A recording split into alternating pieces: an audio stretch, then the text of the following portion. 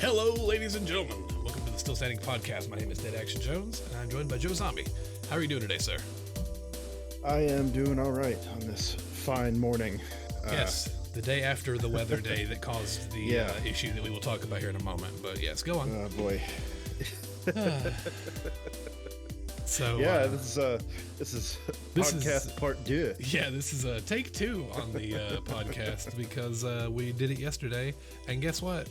Right as we were doing our sign-offs for having recorded the entire episode, the power blinked for a split second, and you know how MP4s are, they're very persnickety. So if you don't get it all finished, it corrupts the entire file. So we had, when I booted up the PC after the storms were over, we had a 8.5 gigabyte file of garbage that was corrupted and unrecoverable because it hadn't been finalized. We know what you guys really want to hear, and you want to hear our thoughts on things. So here we are again to give you those. Mm-hmm. Yay, verily. So that being said, how has your week been? Again. Well, aside from yesterday, it was shaping up to be a really good week. I think we've been recording a lot of stuff I've been having fun with. Yes. And until yesterday, we were setting ourselves up to just have like a really good, like, we were actually getting ahead on some videos. We were gonna have like a really good I was gonna have a few days to kind of like sit back and, I don't know, maybe actually play some of the games that I've been wanting to play that aren't Elden Ring. Yeah. But now 2 things. Now I know we need to push out our lead on getting ahead a little bit further because it turns out it worked, but now we've broken even again. So it is what it is. We'll have to just push kick that can a little bit further ahead next time so that we don't have to get back to kicking it quite so soon, which is fine. But this is all a learning process, and it is what it is. Yeah, but we've only been this is coming up on 1 month, right? I think the first episode of the podcast was uploaded 28 days ago. So if you count our Pokemon Arceus video that we did before we started doing regular content, that we did that like a couple weeks before, if you count that as the first thing, we've been doing this more than a month. If you count the first episode of the podcast as the launch of Still Standing, then we've been doing it 28 days, which is almost a month. And round of applause. Thank you. We've come a long way in a month. Thank you to you all especially for tuning in every day to watch whatever it is that we put out or don't put out because, power is such a thing. Yep. Yes. Apparently, once it's lights out for us too. Yes, we are not Publix. We do not have a backup generator that we kick on and then go, all right, Murray, let's get back to it. And it doesn't work. Even if you did, the file would still be broken. It wouldn't immediately kick over and save it from turning your computer off. It's like after yesterday, I've thought about investing in a UPS for you because, your recording's usually on the on your computer, and a backup generator specifically for your computer might not be such a bad idea. Oh yeah, you're right. So yeah. All of the recording aside, okay, so we talk. We'll do a little house cleaning here. We played a demo, part of a demo. We didn't finish it. We played part of a demo on the Mortuary Assistant. We stopped getting scared. We started getting angry. Stopped getting scared, started getting annoyed because we were getting very frustrated because we couldn't find the tubing. Well, apparently, I had been mousing over the tubing the entire time, but it was not actually popping up a prompt saying I could pick it up. Showing up tubing. Yes, because I went and, they don't pop up as tubing. It pops up as like a spyglass, and then you like click on it and it brings to you and tells you what it is. But I watched other people playing the demo, and they got right past that part, and they got frustrated at other things. So it was interesting to see every single person get frustrated by there being so many jump scares happening, so they couldn't do stuff at certain times. And ours was because apparently we weren't crouching to get low enough to get the tubing, but I don't think the game had told me how to crouch because I hadn't needed to. So yeah, that was kind of... We could open our clipboard, we could grab things, and I think that was about it. So that was the thing, but I've gotten a lot of positive feedback, and that video has been doing quite well, and people are like, hey, that video is spooky scary, we enjoyed watching it, if you want to do more, we won't say no, to which I'm like...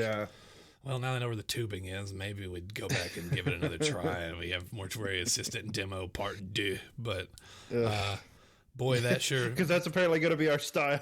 Boy, that trend now. It's like, redo. That sure was the... that sure was the thing that happened. Yeah. Man, it was one of those things where it... Because you had showed me a clip, I guess this morning, where, like, you had noticed the jump scare, like, way before I did. And I didn't really notice it until you started to Scatman for a good 10 seconds. You were literally like, come on, Nora, come out of the cold. What are you doing in the window out there? You're going to catch a cold outside. It's super rainy and stuff. And then the moment you say you're going to catch a cold, I literally go, because this, like, what looks like a putty from the Power Rangers is crouching up on top of this thing. And I see it out of the corner of my eye, and it takes a split second for that to register as a thing. Right. And then I look up there, and it's like I see it out of the corner of my eye. It was very well done because it didn't activate the jump scare because I hadn't put enough of the camera on it, but I saw it. And so it was enough there to freak me out. And then I panic and I look up at it and it goes like down into the tray where there's like no way it could possibly go down into this tray that's on 2 slats, and it just goes into the tray. And you're like, but yeah, apparently that made everybody shit their pants, and I agree, me too. You saw it happen live. I literally turned off and was like blue screened for a second. I watched that a couple times. I just kept hitting 5 seconds. I just kept hitting 5 seconds backwards. It's like, come on, Nora, you're gonna catch a cold. Come on, Nora, you're gonna catch a cold. Come on, Nora. It's gonna be like your alarm. You wake up. Come on, Nora, you're gonna catch a cold. Yeah, that was genuinely a fear response of like, what the fuck is that? And you see, that was fine because we hadn't had a jump scare in a while, and you kind of ratchet up that tension. Yeah. And when it just starts hitting you constantly, there's no tension. It's you just going, really? Can you go away? I don't remember what that was. I'm trying to do the thing. Please go away. I don't remember what it was. I still can't remember what it was that I'm thinking about. I don't think it was scary movie, but there's definitely a thing where like someone is cursed and they're like haunted or something, and it just becomes so mundane to them. And I still can't think of what piece of pop culture that is. And if somebody knows, please say it in the comments because it's been driving me crazy for a week. I've been trying to figure out since that video. History's gonna look weird. It's just like person haunted, doesn't care, mundane person hauntings, person followed around by ghosts. Because I honestly couldn't tell you what it is that you're talking about. Where it's just like they're apparently like things are like, you know, coming at them so often. It's like, yeah, okay, yeah, sure. Yeah, that's literally a thing. But I can't remember what piece of pop culture it's from. It's probably an episode. It's probably like an episode of Family Guy or something. Ghost Whisperer. Well, I'm just like, because there is that episode where like he like has like the chief helmet, the skull. Remember? It could be that I'm thinking about, but I don't remember the specifics of that episode. But I don't think it is, but it might be. But I played some, talking about what we played, aside from that, I played some Tiny Tina's with you last night. We finally got around to actually playing more of it. Playing some more of it. And you actually got your second specialization as I joined. So Graveborn and Spell Shot urged you. It's really it's really fun stuff. That you get the passive. You get to choose, you get to build into that tree of the other class that you specialize into. You also get that passive at all times. So if you choose one with a pet, you get 2 pets because you get both the pets. So I went into the other class that I was playing as before, the Spore Warden, because I liked that class. And it also has things that I felt would synergize with my Berserker guy because it has some ice moves, and it also has a lot of status effect stuff and like ability cooldown rates. I was like, well, yeah, as a dude who's like running around going, smack, smack, smack. It felt really good to have a mushroom guy also running around farting mushroom poison clouds on people because I'm just like, yeah, also, let's do it. It's a top move, so, you know. Yeah, it so keeps he's the aggro taunting, off you, and and you can come whack him in the back of the head. I'm just standing Good. behind them, hitting him in the back of the head because there's a chance that I can do a frost nova every couple times that I hit somebody, and then that just freezes everybody. And then I summon freezing tornadoes from the Grove Warden or the Spore Warden tree, and then they're just going around just doing damage AOE to people, and then I'm just like whack, whack, whack, whack. Like yeah, it's very fun. It's been fun. Yeah. And I'm over here shooting people with spells, and my lich is, saying its catchphrases while spewing. It is very interesting that that's the only pet out of all of them that speak. And I wonder if they chose that because if you chose two classes, if you chose both the classes that had speaking pets, would it be like... It would be a nightmare. Would it be like, hey, you, shut and up. you, you're okay. And the other thing is just like, baba dooba baba skiba wabba. You're like, ah. And then the other one has timed out for their catchphrase. And then he goes back to the other catchphrase. I you're like, definitely feel like that's probably how it would have been. You'd have been like, can you mute these people, please? Yeah. I want him to shut up. My little mushroom guy just makes like Baby Yoda sounds and farts all the time.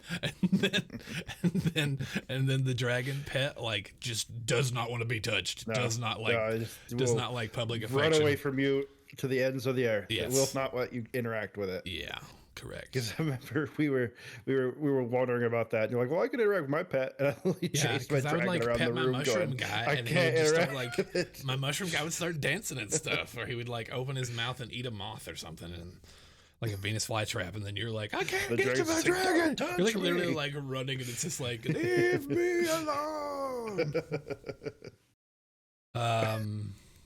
I've been playing a ton of Rune Factory 5 because I love that game. I know it's a Switch game, and so it has performance issues. It doesn't have performance issues as much as it has. I won't say it's performance because it plays fine. It's just whenever you load into the open world area, it has a frame rate. It chugs the frame rate. It also has some pop-in problems. Well, that's what I'm saying. Is like it's as it's loading in stuff. Yeah. Like it does the thing where like stuff phases in from a distance. But like you can see the whole town where you are. It'll be like a no-named random visitor to your town that's like a person who's supposed to be like a tourist, and they'll phase in as they come out from a certain distance, and that's fine. The one thing that does happen is that when you walk out of a building to the big open world, like the big town, it starts populating every single. It has to like load from memory every single item that has been placed, every rock, right, every vine, everything that has grown that you haven't cut down, or something you've put there, like any piece of furniture you put down. And so I give it like a couple seconds to just let it just populate, and then once everything is actually put back in to the world, it's fine. There's no lag whatsoever. It's perfectly fine. So like I just treat that as an extended loading screen. They're like, hey, it loaded really fast, right? And then things starts populating, and that's the actual loading screen, and that's fine. Like the problem is it's that it seems like it was maybe a year before the Switch really started to show the limits of its technology. Yes. And it just seems like the longer we go without a new Switch, the more it really is starting to show its age and how, and I get Nintendo necessarily isn't about the biggest graphics and the best loading and all that type of stuff. Right. And they've always been more about, they also have their like weird voodoo innovation. They also have their weird voodoo blood oath secrets where they can somehow manage to do things that no one else can do with the same hardware, the same way that Naughty Dog could. Like Naughty Dog makes PS3 games look like PS4 or 5 games, and then everyone else is like, this looks like, look at Tokyo Jungle. I'm like, yeah, Tokyo Jungle, one of the most fun games. It's so stupid. It's weird. It's a weird ass game. It looks like you took a bunch of like assets and flipped them, but it's a really fun game. But it's just like, because when you did that Rune Factory 5 video and I was watching it with you, and I'm like, boy, this is definitely starting to feel like a old console. But the thing about it is that you look at that versus Pokemon Legends Arceus. That looks like a PS5 game compared to Pokemon Legends Arceus. Like, how is it that a Nintendo, in quotes, first party, because I know that they don't technically own the Pokemon company, how is it that the Pokemon games have character models where from a distance, it's literally a 2D image that is up and down and up and down, and it just flips the image with the wings like this. But then Rune Factory has like a very pretty art style. It looks like the painted brushed art style that they were going for Arceus. But then the world is not just like huge open swaths of nothing. There's like towers you can climb, and there's like actual like rocks and like big skeletons and stuff that actually add like depth and variety. And it also, for game developers, it also makes it easier to cheat, because if you have more stuff in your environment that can break line of sight, it also makes it less taxing on your machine. Right. Because that stuff is unloaded when it's not looked at. For me, it's not even Rune Factory 5 in Pokemon Legends. It's how can Breath of the Wild, a game that came out when the Switch launched, have this gigantic it's literally like, bring back to Elden Ring, where you can look and see basically everything off in the distance, and you can go there. Yes. But even Rune Factory 5 and Pokemon Legends Arceus have these, it's out there, but boy, it does not look good the farther out you get.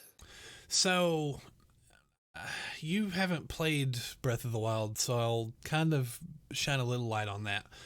Breath of the Wild has where you can climb in all these places. Yes, it does. However, Breath of the Wild has worse frame rate issues than every other game we have mentioned.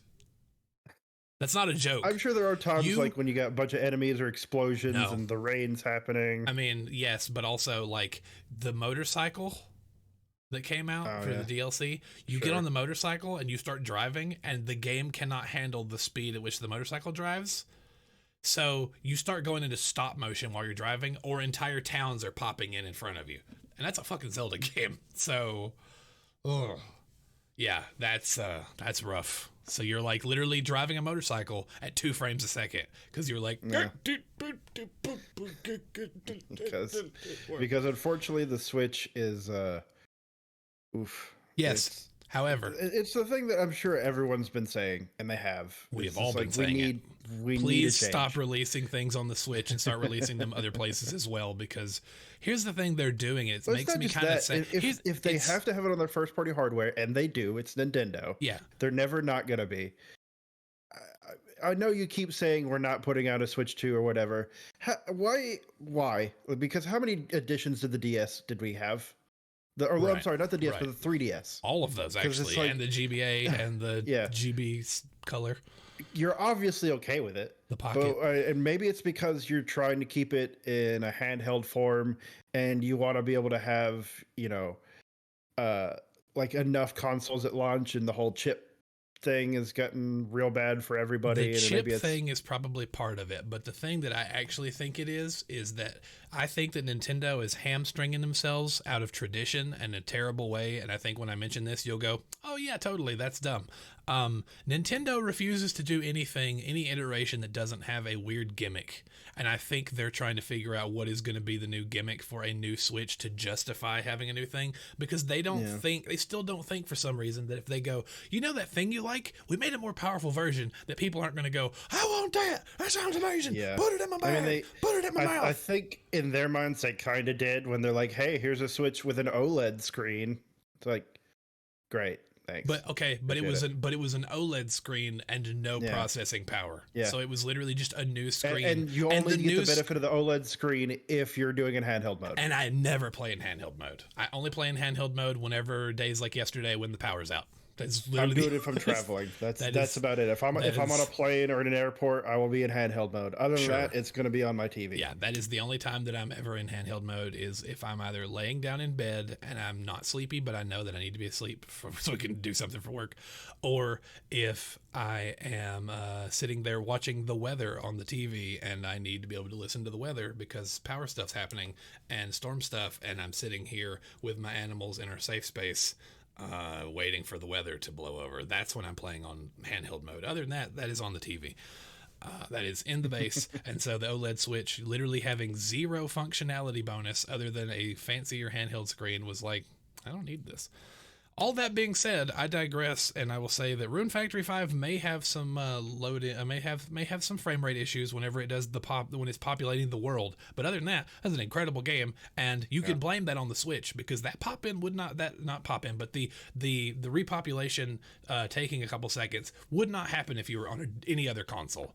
And if they do like what my point is it's hard for me to go and play games on the Switch because it feels like I'm going backwards. No, it absolutely does. But the thing that drives me crazy is that a lot of these Rune Factory, not just Rune Factory because this is the first one and whatever, but a lot of these games they will release these farming sims like your Story of Seasons, your Harvest Moons, your whatever. They release them on the Switch. And then they give it 6 months to a year, and then they double dip and go, hey, by the way, we now just put this out on one of the really powerful consoles.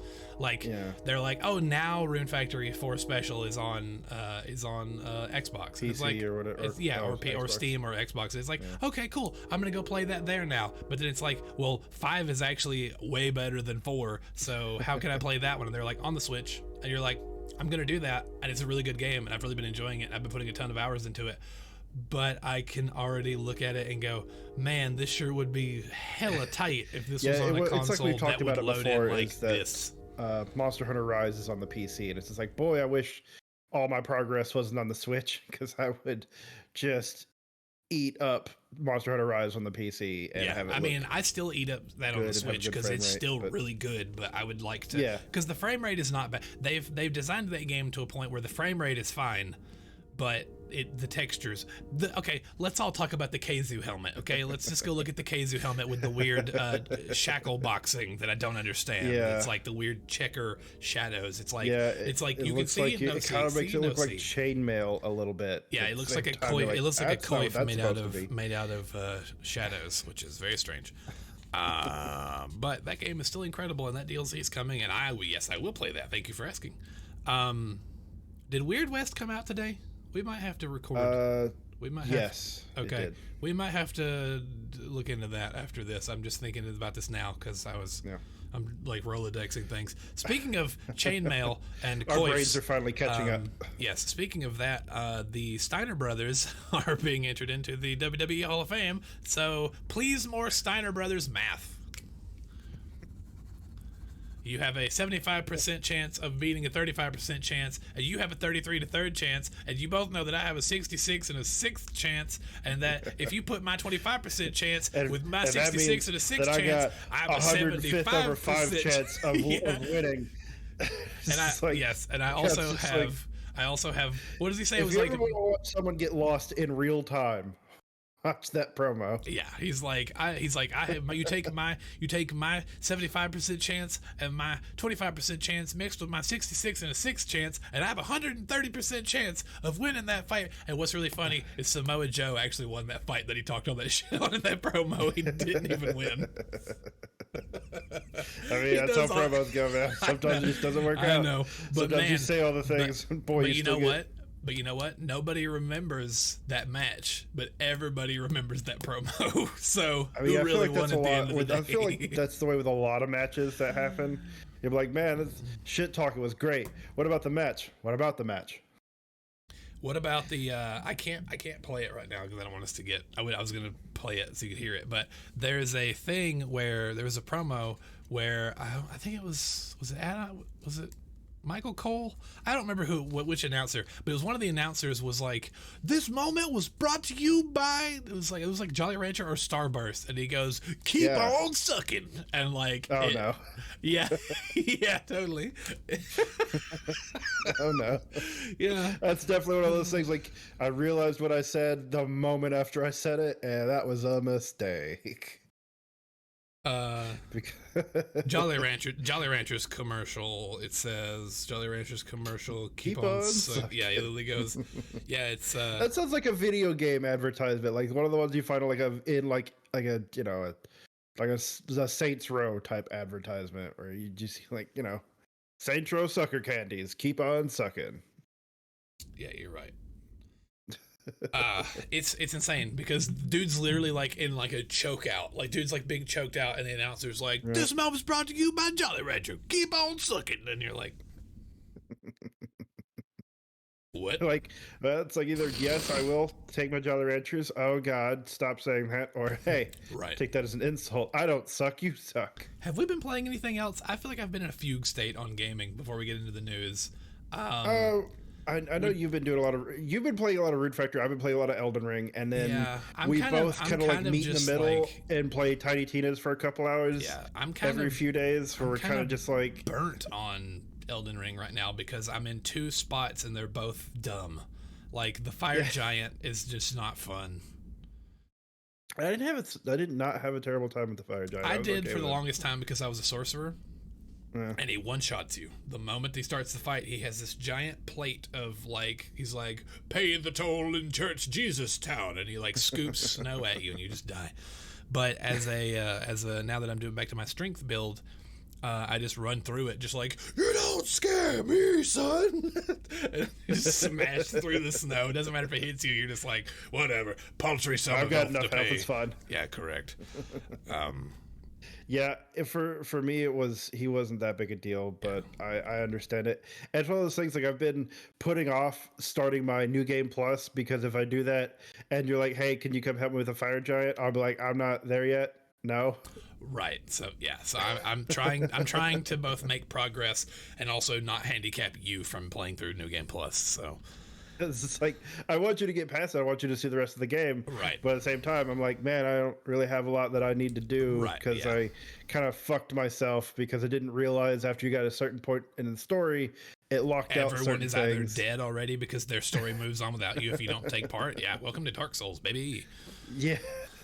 Yeah, I missed out. I missed out on like 3 or 4 side quests at this point. Because I remember I missed out on like a legendary weapon I can't grab because the world changes as you go through, and it's just like, man, I guess I'll do that next time. Okay, and I fucked up the ending, so now I got literally the easiest ending in my first game, and now I have to go back to Roddy's quest line again and fight Radon and all other bullshit, and you are, man, we're just looking at the ceiling now. Okay, so for those of you who were not here for part 1 because it didn't exist, we had 3 different situations where gigantic bugs were coming in because of all the inclement weather that was rolling through.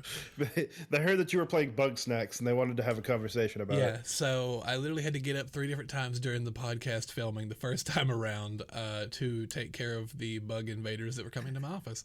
And that has not happened today, but I'm like paranoid now.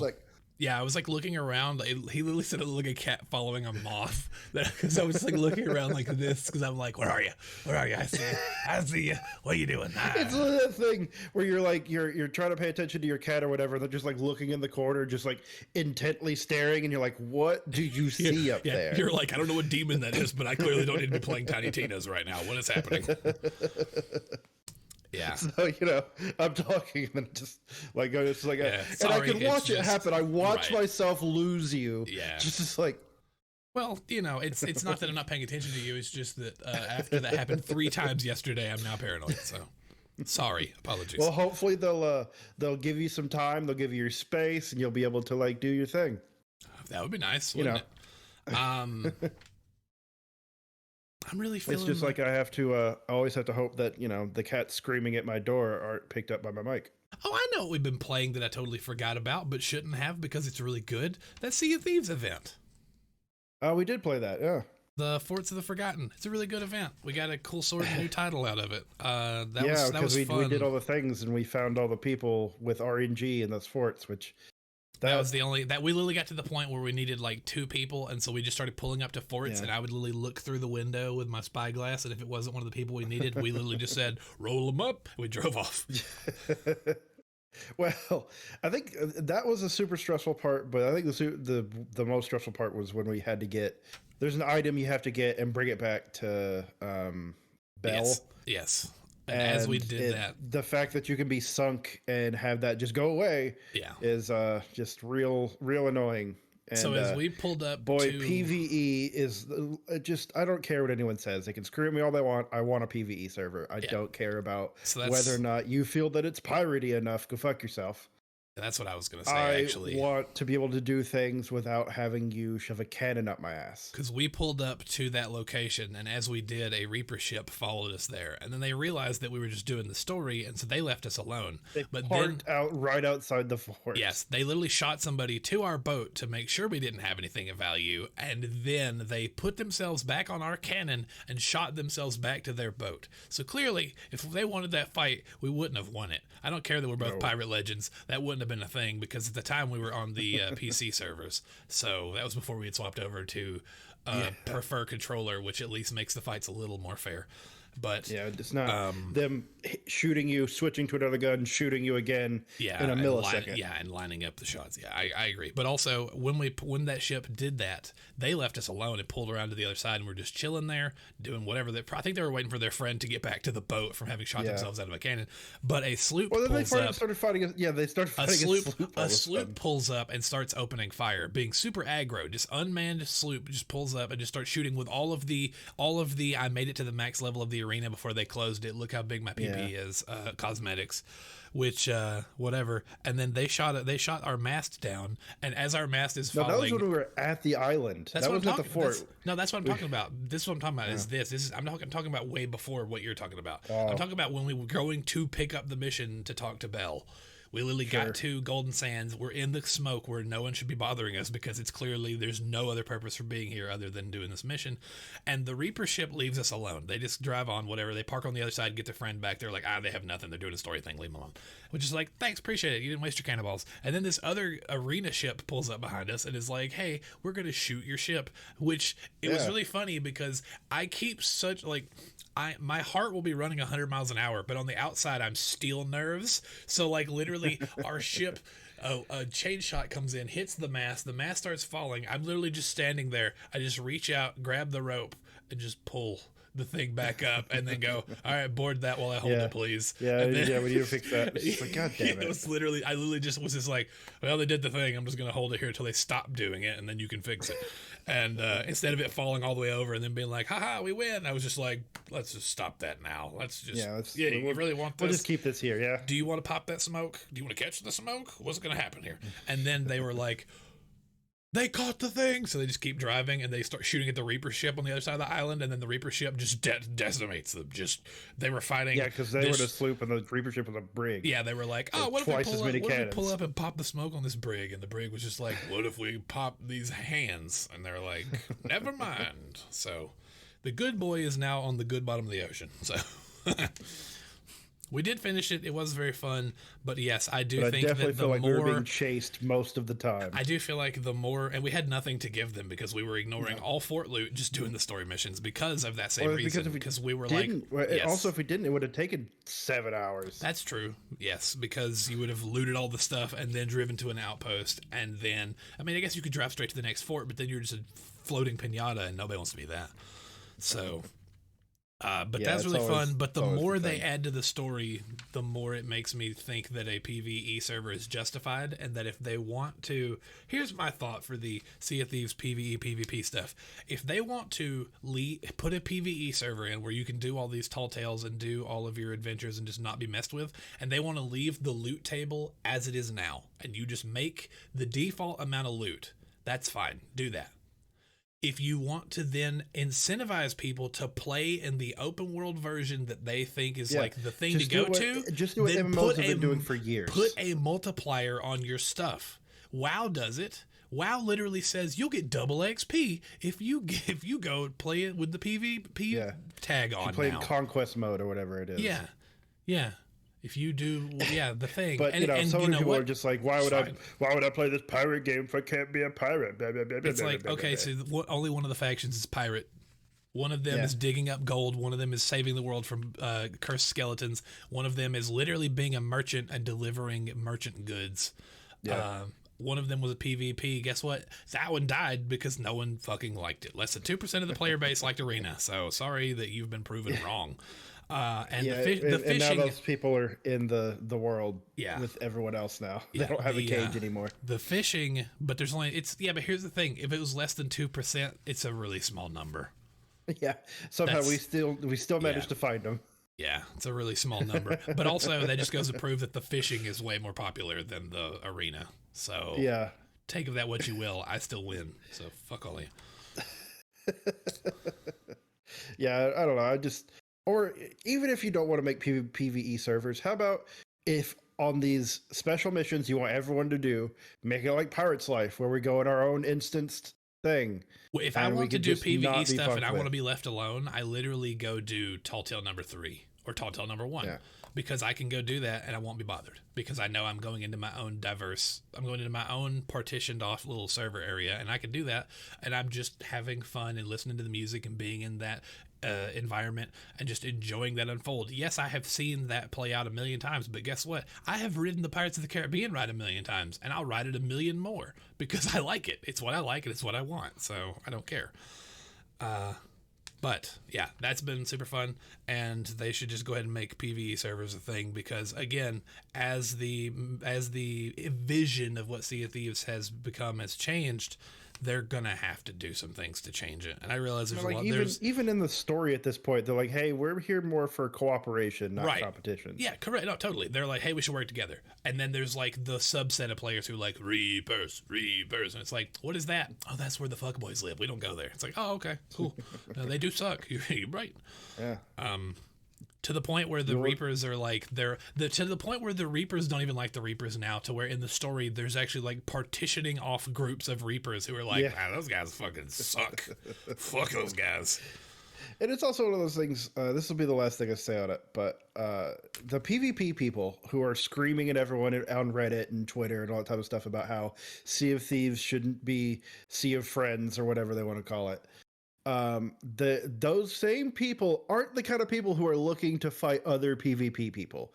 They're looking to fight you because you have no problem with them and you're trying to do your own thing. They want to pull up behind, and that was the thing we actually saw shake out whenever the arena mode was introduced. It was they started out with they were like, "Oh yeah, I'm badass. I shoot boats that are parked with nobody on them, and then I steal their loot. It's amazing." And so they're like, "Yeah, I'm gonna do that in the arena. It's gonna be great." And then they realized that it's just a pop smoke-o-matic 9000 constantly, and that it's actually you just choking on gunpowder because every boat is constantly underwater in the arena, except for the one that has 50,000 points because there's nothing fair about that mode.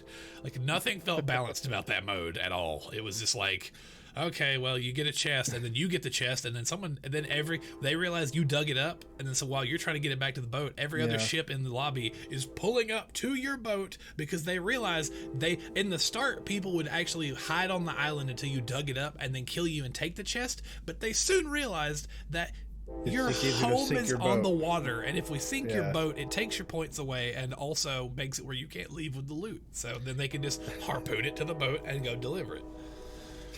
It just defeats the whole purpose. It was just like, whatever. So those people literally walked in there with their dick swinging, and they realized those were actually inflatable muscles from SpongeBob, and they had no actual integrity to them.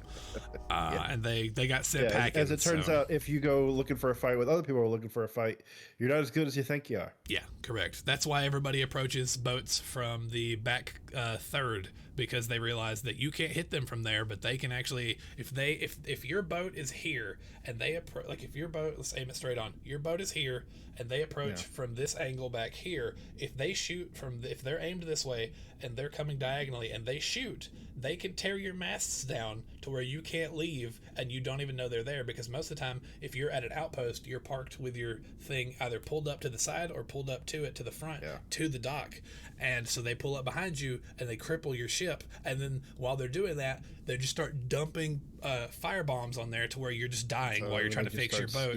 And then one dude on their team shoots himself over and just starts blunderbussing everybody with their blunderbuss sniper rifles, and it's just a whole thing. And you're just like, you know exactly how it's going to play out before it even starts, because there's only one strategy that anybody does, and it's always just like, all right, well, if I could just hit a button that says just skip this encounter and get you if I could just hit this and just get you the fuck out of here, that'd be great, because I already know that this is already over, that you've caught me with my pants down, and I don't care to even do this fight. I've already turned most of my stuff in, but you're still shooting the boat.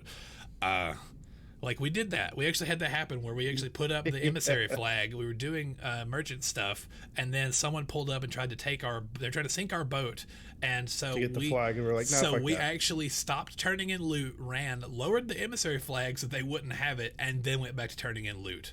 So the one thing they showed up for, they could not have, which was like, see this yummy little thing here? You can't have it. Yeah. Boom, it's gone into the ether. Easy come, easy go. Correct. All right, so let's get on to the news because we do have a lot to cover in podcast part 2.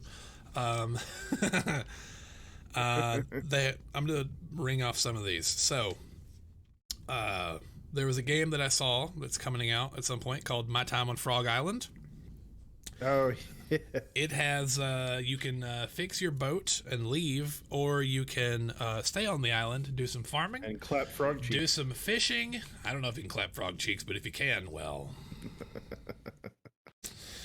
It's got frogs, fishing, farming, and you fix your boat. So it seems like a little comical version, like a wacky Stardew Valley. I wonder how long the game will actually be, because it's like that's your only real goal. I feel like that might be, depending on how well you do, you might not be there for a whole lot of time. It's true. There was another one that was like that, where you were on a pirate ship and your pirate ship crashed and you were trying to survive on the island. And I played that one a little bit on the Switch. I didn't finish it, but you ended up just setting up like a base there, and you could choose whether you wanted to leave or not. And I was just like, so it's as long as you wanted it to be. Like, really. I'm okay here. It's totally fine. Speaking of pirate stuff, the Diamond and Pearl Remake team are making a new One Piece RPG that looks awesome. Yeah, so it's just going to be like a straight up JRPG. It looks like it's going to be a straight up JRPG. We still don't know if it's going to be turn based or action. But if it's a Pokemon Remake team making it, it may be turn based. But I don't think anybody has said possible. Yet. So I know that a lot of people like the the Pearl and Diamond remakes that they did on the Switch. I like them because I still got to beat Sword. Yes, I like them because there are so many of the Pokemon in it. It's the first Pokemon in a long time that has most of the Pokemon in it, which is awesome. Because, you set up an entire system to be able to transfer any Pokemon to any Pokemon game. And you charge for that system. There's a free version, but you also charge for it. So, like, if you want to take a Pokemon from Pokemon Go, you have to download the bank app on both your phone and your Switch.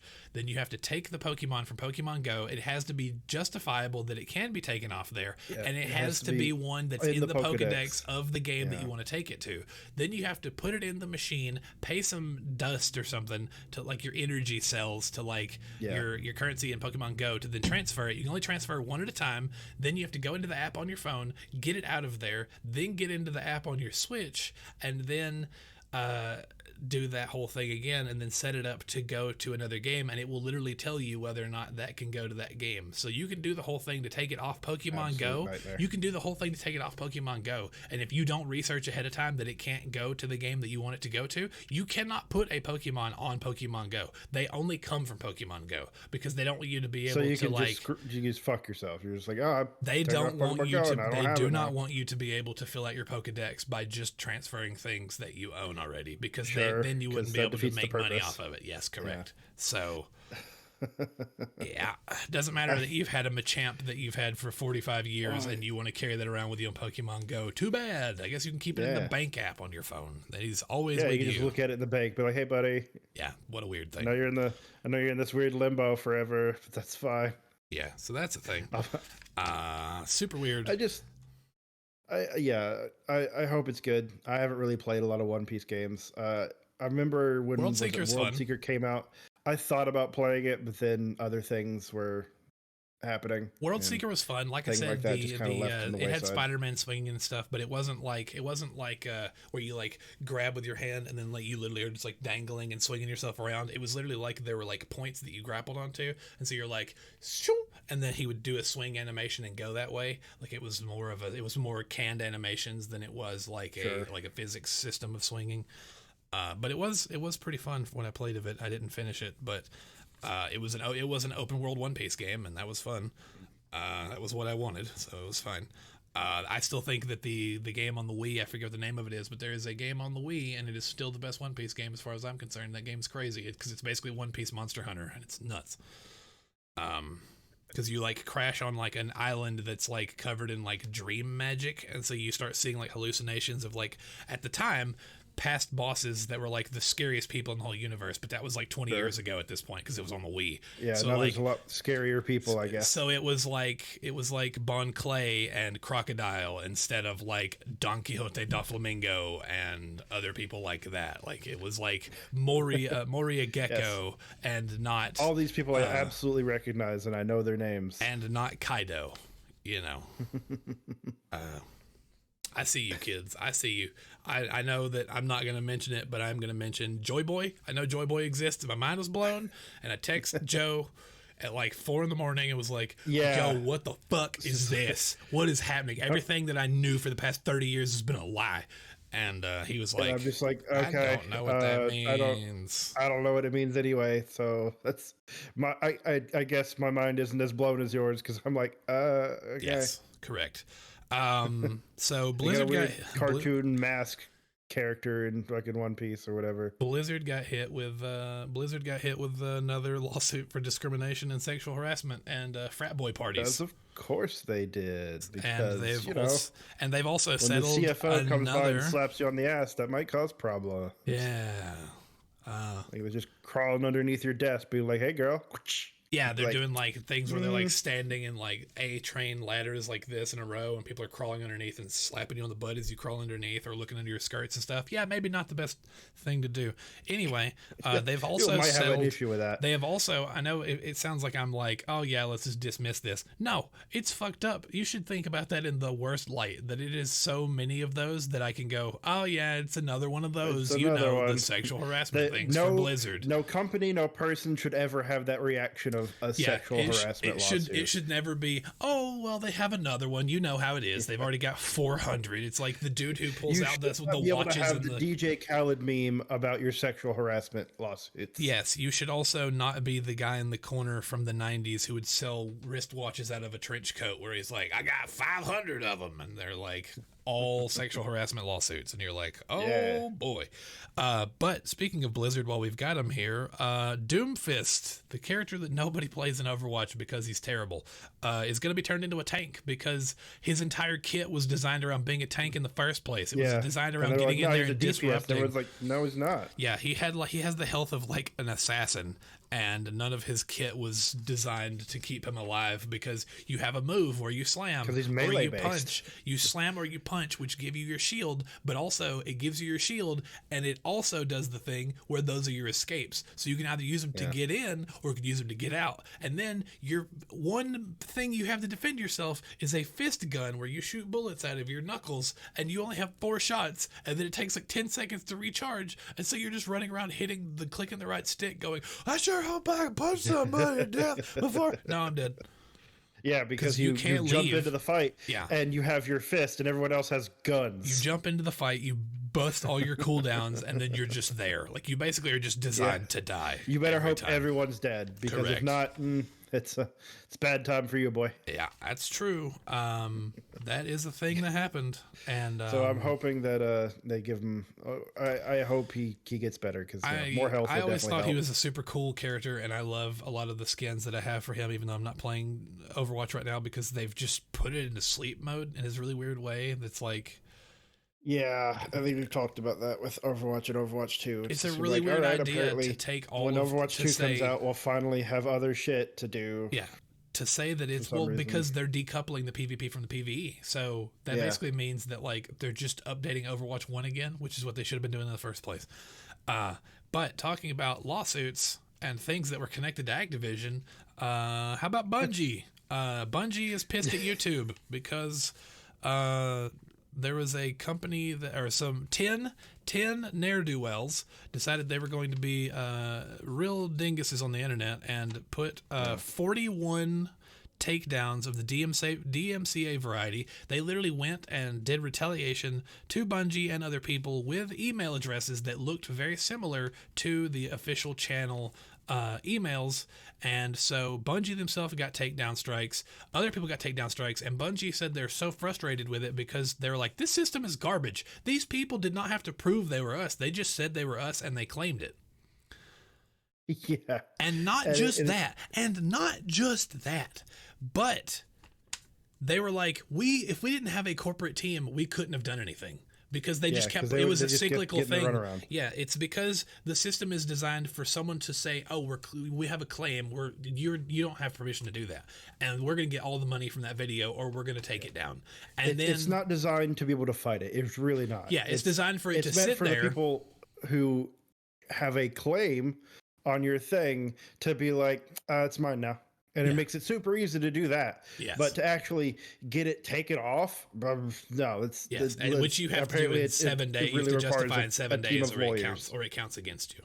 And if 3 of them count against you, you just go, and you're gone, and there's nothing you can do about it. Just there goes all your time and videos, and it is one of those things like it really does expose the problems with DMCA, but more specifically YouTube's current terms and conditions about it, where you don't really have to have any proof to say that you own the thing that you're claiming. It actually is to this point where if you upload a video of a cutscene from a game, or if you upload you watching a trailer from a game, YouTube will pop up if you have the program running that way. It'll pop up and go, "Hey, did you know there's 15,000 other channels that all are running your video you're doing right now on your stuff because you're all watching the same fucking trailer?"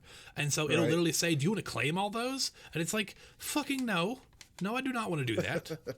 But it's crazy that that's a fucking thing, man. It's nuts. And I'm hoping that this is bringing to light stuff for YouTube to, hey, maybe you should change some shit, because if it wasn't Bungie that this was happening to, they'd just be fucked. If it happened to us, if someone just came and claimed all of our videos, we could try and appeal it, but we'd probably just get the runaround for 7 days and get the strike. I would just have to reach out to them and just do it. Because here's how it works: is you claim a thing, and then the person has to do a counterclaim and go, "No, that's not right. That's a false claim. I have to combat it." And then it sends it back to them. And so what they then have to do is once you send it back, they either have to let it sit. They will let it sit there. They will not get rid of it. They will literally do what they call, what is the YouTube stall, where it sits there and collects all the money for 2 weeks, and the money just sits there where no one can have it. And then after that, it drops off, and the money will eventually make its way back to you. However, or they have to lawyer up at that point. They have to lawyer up and officially make the argument and take you to court over it, which most people aren't going to do because it's not a thing. So you basically have to call their bluff, and that is just not a good system. It's just you should not literally have to just pull a gun on every single person that's doing a video or saying a claim. It's "Oh yeah, no, this is a false claim against me." And it's okay, call your bluff. Okay, I called the bluff. Okay, well, now we're going to sit here and not talk to you for 2 weeks, and it's going to drop off. Or you have to be "Let's go. What are you doing? You feeling froggy? Let's jump." And they're like, "I'm not feeling froggy, man." And they leave you alone. Or they're like, "Yes, I am feeling froggy." And then you're both in it's my shit. You don't deserve that. Correct. But it's the fact that is a terribly barbaric system that makes no sense, and is so the bar to entry is so low that it's not. There's apparently no trust in that system. Similar, not the same email. They didn't steal the email. They got a similar looking email, and they were allowed to claim Bungie themselves. Who make the game that they're claiming it, because there's all the Destiny stuff, and it was even people with I think it was image of This Week at Bungie were getting claimed. Thumbnails of This Week at Bungie were getting claimed. Yes. And then all this happens, and I'm sure while it was happening to all these smaller people and them going, "What the hell's happening?" YouTube didn't care. But when Bungie gets claimed themselves and goes, "Hey, we're a corporation, and we're now coming to you that our own shit is getting claimed by people who are pretending to be us," then they're like, "Oh, I mean, sorry, excuse us. Let us fix this problem for you." Which I hope that's the case, because then it'll actually be a trickle down positive effect. I would hope so, but it hardly ever is. I'm aware, but I'm just saying that's the only way that this is actually going to work out in that way. Is if it happens to enough corporations, and they all get pissed. Yeah, they're honest, we'll go make our own hosting program platform. Oh my god. It is one of those things we always have to think about, and pretty much anyone who puts videos on the internet has to think about, is the fact that, why could I play? Okay, so you're allowing me to play this video game, right? That you have all these licensing for and all that type of stuff, but yet the music is somehow a separate entity from the video game. So, and I have to either mute everything or go into streamer mode, and then like all the music's gone. And like for certain games, that is a detriment to the experience of the game. Yes, and I guess it's one of those things where it's just like, well, don't fucking stream it then, baby. But then here's the thing: is you literally have these companies that are making deals with content creators, like they're partnering with them because they're like, hey, we want you to play this game and get it out in front of the eyes of your audience, and they're like, all right, sick, let's do that. And so they will. God, I've got a mustache hair that is like curling up. I apologize. It's like curling up into my nostril. It's real. I'm sorry, I got distracted. It's just a hell of a thing to feel. Because every time I talk, it goes up and down, and so it's really just like tickling the inside of my nose. And I'm just like, so if you see me like, that's what I'm over here. I'm not like, oh, I'm digging my nose. It's like, oh my god, this mustache hair is driving me crazy. I guess it doesn't play on the audio version. You just think I'm having a come apart, but.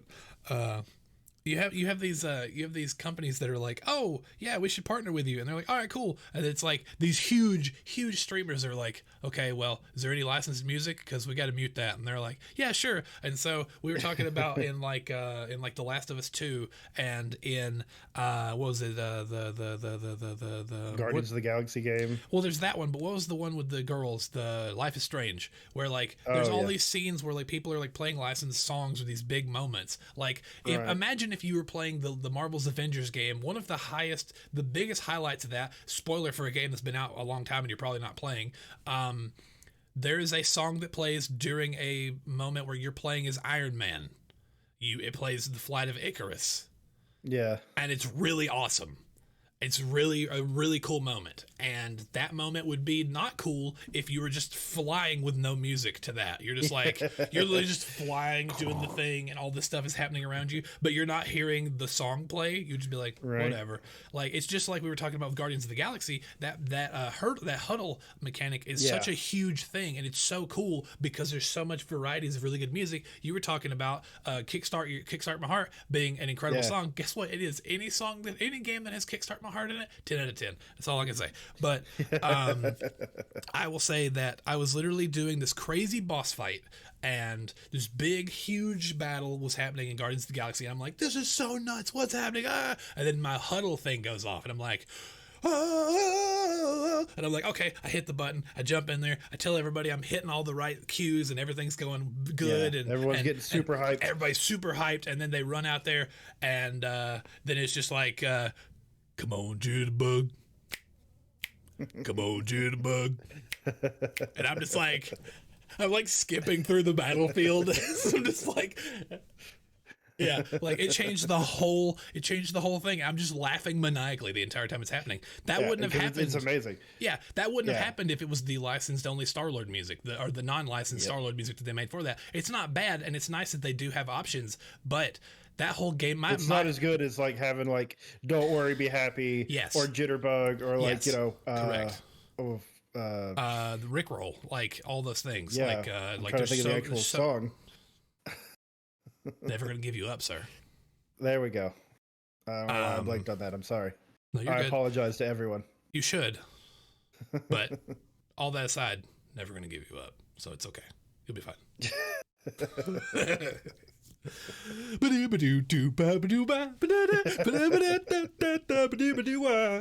Anyway, it's one of those things. Like, I feel like we really do need to examine that sort of stuff when it comes to, especially the example given of Guardians of the Galaxy. It is such a huge part of the lore of that whole thing and the whole experience that if you take that out, it's just gone. Sorry, I was not trying to stomp over you. Go ahead. No. Because it becomes, people talk about it like, the music and all that type of stuff, the artist needs to be credited and stuff. It's like, well, technically the artist did get their money already from the game company who licensed the music. And why is the fact that I can use the game and the music, you would think that's part of the game, but somehow that's a whole other entity that can be claimed separately. Yes. Like, I think you had you put out a video a while back where they had like the Destiny 2 thing, and that where you went to the Lost Sector. It was and because song. of the song, that's a whole separate issue to be claimed. It's just like, what? Why? That is a song that Paul McCartney wrote with Marty O'Donnell for Destiny 1, the music video they made, and it got claimed.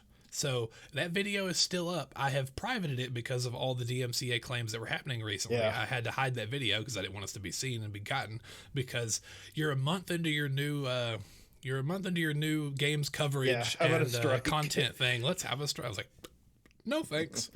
So I just wanted to put that Lost Sector there for posterity. For me, it was a very selfish video.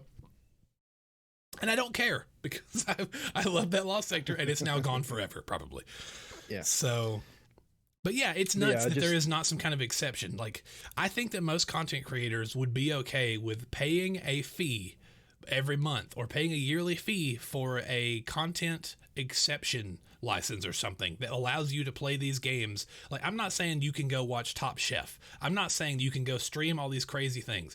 I'm not saying anything like that. But if it is an exception to where, if it is an artistic thing that you are playing and the integrity of that art is based on the fact that they wanted this song to play in this moment, it does not play to your emotions. If you're this huge streamer that these people have told you they want to play, and you have to mute the music for that part, and they're just sitting there in dead goddamn silence for 3 minutes playing a guitar, while you're literally just sitting there. Good. Yeah, but like, you can't hear it. But you can't hear it either, because you've just turned down the audio. There's just no sound effects, because they just wanted the audio to play and let that be its thing. And so you're just sitting there with your audience going, wow, guys, isn't this so cool? Yo, guys, squad up, use hashtag G Fuel for life, whatever the fuck, blah blah blah blah blah blah blah blah blah blah. That's how I fucking hate that. Like, I have no problem with sponsorships, and I have no problem with whatever, but it just sometimes it gets it to be a lot, you know. It's a lot. You're like, they're literally like, I gotta take a piss. I guess you should sign up for Snuggie brand Bugaboo wipes. You wipe them on your butt cheeks and they make you glow. Sign up now with code Tinkle Whopper for 25% off.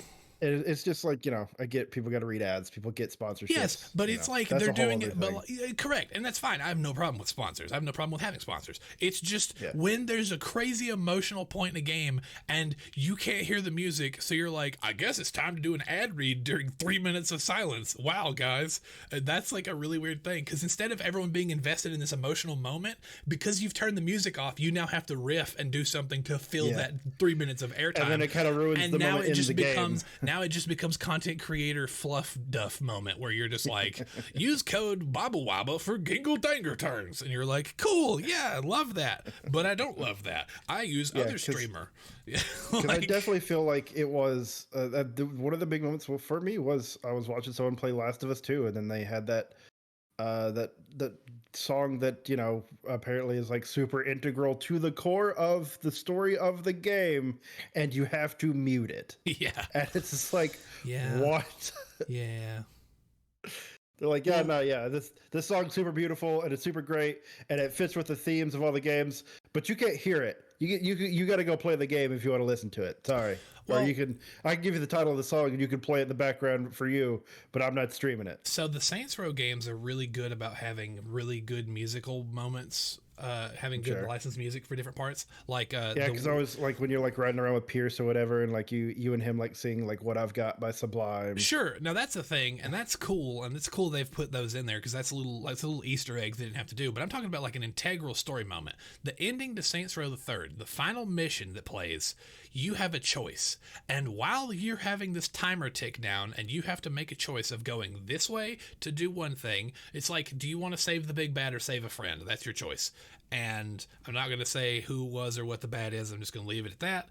And it's the final mission. You should know stuff's happening. And also that game is like 100 years old. So like, they've also re-released it 100 times. It's a great game. You should still go play it, but it's old. So whatever. But during that, it's not just you driving down the road, because then you're just like sitting there and you're like, whatever, it's fine. No, it's playing I Need a Hero. So it's just like literally the moment the mission starts, you hear that woo woo. Yeah. Woo, you're like, hell yeah. And you're like, oh my God, I've got goosebumps. Let's go. Like, you're not just like, all right, well, I got to go make a choice, guys. Let's go make a choice. Yeah. Like, you're not just like riding down the road. You're just like, no. Yeah, you're literally just hauling ass, and like you're like smashing into civilian cars, just knocking them out of the way. You're like, yeah, I gotta be the hero. You don't understand. Yeah, correct. But guess what? That whole moment is nerfed if you take that song out.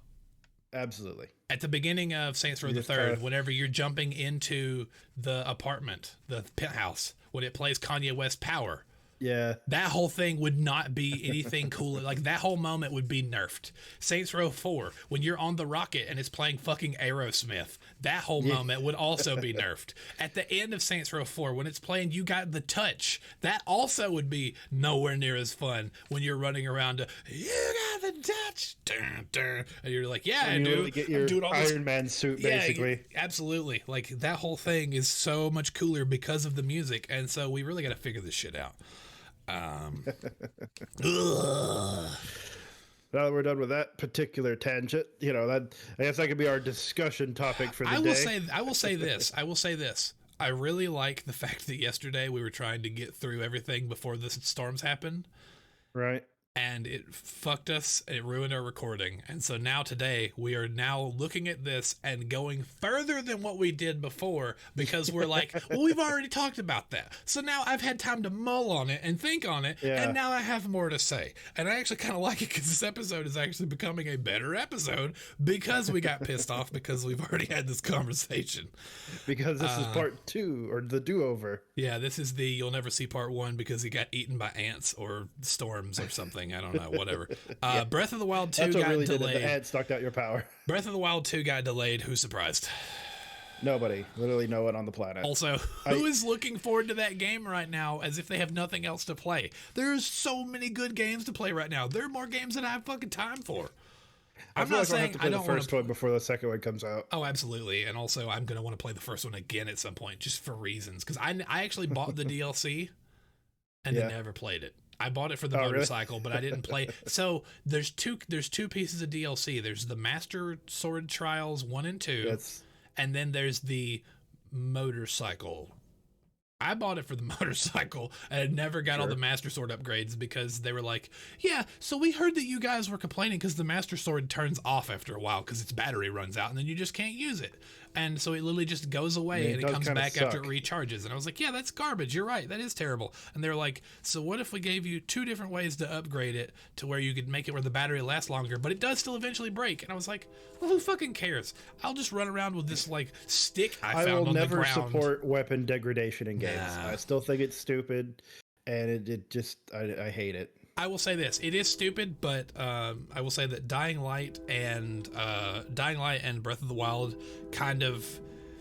they're kind of the two that handle that the best, in the fact that like Dying Light does let you repair stuff when you upgrade it, and will give you abilities to like mulligan repairs to where it doesn't break completely. But also the thing that both of those games do so well is there's so many weapons that I actually think it's more fun to have really fragile weapons and just a ton of them and them be inconsequential. Like if you don't have as many legendary weapons and you just have like a bunch of shitty weapons that get the job done, and you're just like grabbing a thing, whooping a dude with his friend's wrench, and it breaks, and you pick up another one from the guy you just whooped with the wrench, and then you're clubbing this guy with a bat, and then that breaks, and you pick up a tire iron, and you're whooping a dude with it. I think that's really fun, because then you're then you get situations where the Master Sword turns off. It's like, here's this mythical weapon created by the gods, but only for a little bit. Correct. And so that's the thing that's what I'm saying, is there is fun parts to that system, but there's also bullshit like that, where it's like, oh, you got a really cool unique quest reward at the beginning of the game,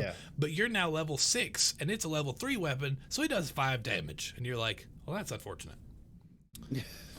So there's that kind of stuff. So that's the trade-off, is that you have to have limitations on your really cool shit, which then is like, that's not fun. If my guns broke in Borderlands, I'd fucking scream.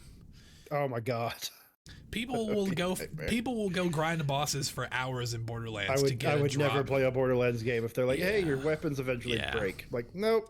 Correct. Speaking of breaking, Fortnite had a no build mode, and it was so popular that I now want to go re-download Fortnite that I didn't play last. I didn't get Spider-Man last season because I just didn't care.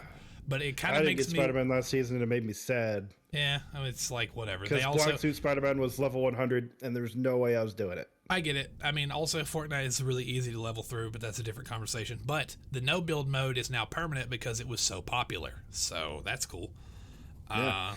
I'm interested to see how I fare when I shoot someone. They can't just shit out a skyscraper. Yeah, then it becomes, oh, your shooting is good, which is fine.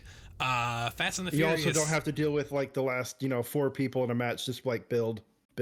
Yeah, build, and build. then they build up and then they run over you and then jump down with the pump shotgun and you're like, wah! So you do what I do and you pull out a minigun and you just mow down the bottom of their tower and then they just fall and you're like, and then people are like, you're such a noob. Why you do like that? You're supposed to build battle me. That's the rules of engagement. And I'm like, gun go, and then I win. So who cares? In my friend because group, fall damage exists. in my friend group of Fortnite, I am the explosives expert. Everyone gives me all of the grenades because they know I ain't afraid to die. I am not afraid to run out there I'm not afraid to run out there with a jerry can and throw it at the bottom of their build, shoot it, and catch myself and everyone else on fire to make it fall. I am not afraid. I will get all the chickens out of the house. I was like that in Fortnite, where it's just like, if I see you just doing all this build, I'm just gonna that is my mission that game. I don't care if I win or lose. I'm fucking up your tower. Yeah. I really enjoy bringing it down, arcing a grenade where it literally goes over the top of their build, lands in, and just starts bouncing around the stairs as it falls down all their build, and then it just detonates somewhere in the middle, and they're just like, ah! And so like it doesn't damage them because it bounced down to where it won't hit them, right. But it does break like the build in that floor, so like the 4 floors above it then are gone, and so they have to like fall down suddenly, and then they have to rebuild back up, and you're just like, ha, worth. But that's a thing, and that kind of makes me want to go back and play it, but also there's so much other shit to play right now. I haven't had time. Speaking of that, let's just throw this out here. Diablo 4 is supposed to have over 150 dungeons with replayable tile sets. That's cool, but I don't think I'm a big Diablo fan anymore. I didn't play 2, the remake, and I never finished the Reaper. I didn't play the Reaper of Souls for 3, but I also heard the 2 remake was bad, so that's why I didn't play it. Yeah, I mean, I've heard it was good, and I've heard it was bad. I had friends of mine who had a lot of fun playing it, but they also only played it for like a week and a half, and then were done with it. So, yeah, correct. Take from that what you will. Yeah. Also, take from this, talking about friends and family. The Fast and the Furious game is being delisted. Yeah, the family wasn't as strong in Fast and Furious Crossroads as it was in other games. Almost like that game was bad. I've seen clips of it, but I could never bring myself to buy it. I'm like, I just can't. I thought about buying it for the thing, but I'm also sure there's probably licensed music in that, which then takes away from it's already a janky nightmare, and now there's licensed music, so now I don't even want to make it for content. I'm gonna do the janky nightmare in silence. Yeah, correct. Yeah, he's just like, I got family. We gotta do one job for family. Everything family. Blah, yeah. Blah, blah. Apparently, people are like, oh, the characters they made for that game were actually pretty cool. Probably. But they put them in this awful shit show. Yeah, remember how it's crazy that the Fast and the Furious Forza DLC was better than the actual Fast and Furious game. Wow, how does that work? Which is real sad, because I've always wanted a game like that where you're doing ridiculous, like, set pieces in cars and stuff. Oh, I get it. I understand. Because, like, also, it should be easier to do than you would think, because you're not having to deal with hair physics on cars. Like, you don't have to deal with clothing. I guess it's easy, yeah. Yeah, but I'm guessing mechanics, it might be a bit more difficult. Sure. Talking about things being difficult, Axie Infinity, the like axolotl breeding Pokemon battle NFT blockchain game. Oh boy. That is a mouthful of a game to try and describe that. Hold on a moment, I gotta get this evil off my tongue. It's just like, hey, it's a game where you breed axolotls, and oh god, that's not fun to hear, by the way. There we go. I got rid of it. The evil's gone for now. Yeah, where you get to breed these things, and then they all turn into NFTs that you can sell to other people. Yeah, I looked it up. At the time that I wrote this down 3 days ago, they were selling for like between $30 and $500, and that's a lot. But also, there was a heist that happened where the Ronin NFT locker wallet network, whatever you want to call it, got hacked for over 625 million doll hairs. So that is a lot of money, Bitcoin, and a lot of people are now worried that their investments in Axie Infinity are not going to suss out, and they are now drastically deflated due to this, which is probably true. But also, I mean, yeah, generally when a lot of your market share just gets stolen, people might not exactly have a lot of faith in your coin or whatever. It's true. After that, it's like, hey, what happened to all those security protocols you kept saying you had? And they're like, well, Here's the thing to me. On a gameplay point of view, that's a cool idea for a game. If it was a game where you actually could like sell your imagine this not NFTs. Imagine this on Steam. You know how on Steam, okay? This is why I don't understand NFTs in games. We already have closed ecosystems. If you're on Xbox, you have your stuff. But Steam has the inventory system, correct? So you get the playing cards that you have in your inventory. You can turn into badges. You can sell those for real money on there. Which are kind of baby NFTs. Correct. But guess what? They're not off on this whole other thing that's destroying the planet more. They're just there. They're just integrally part of Steam, and they're in that system, and that's fine. It's its own thing. So you just want like a real old auction house for that sort of stuff. But I'm saying that already exists, because if you get those, you can sell those for real money. And if you get gun skins in CS:GO, or you get hats in, you get skins and stuff in Dota 2. Sorry, a game I don't play. But if you go into Dota 2, you get all these things, and then you can sell those. And so people can buy those for real money. It's just like a damn NFT. You're getting the stuff, you're selling it.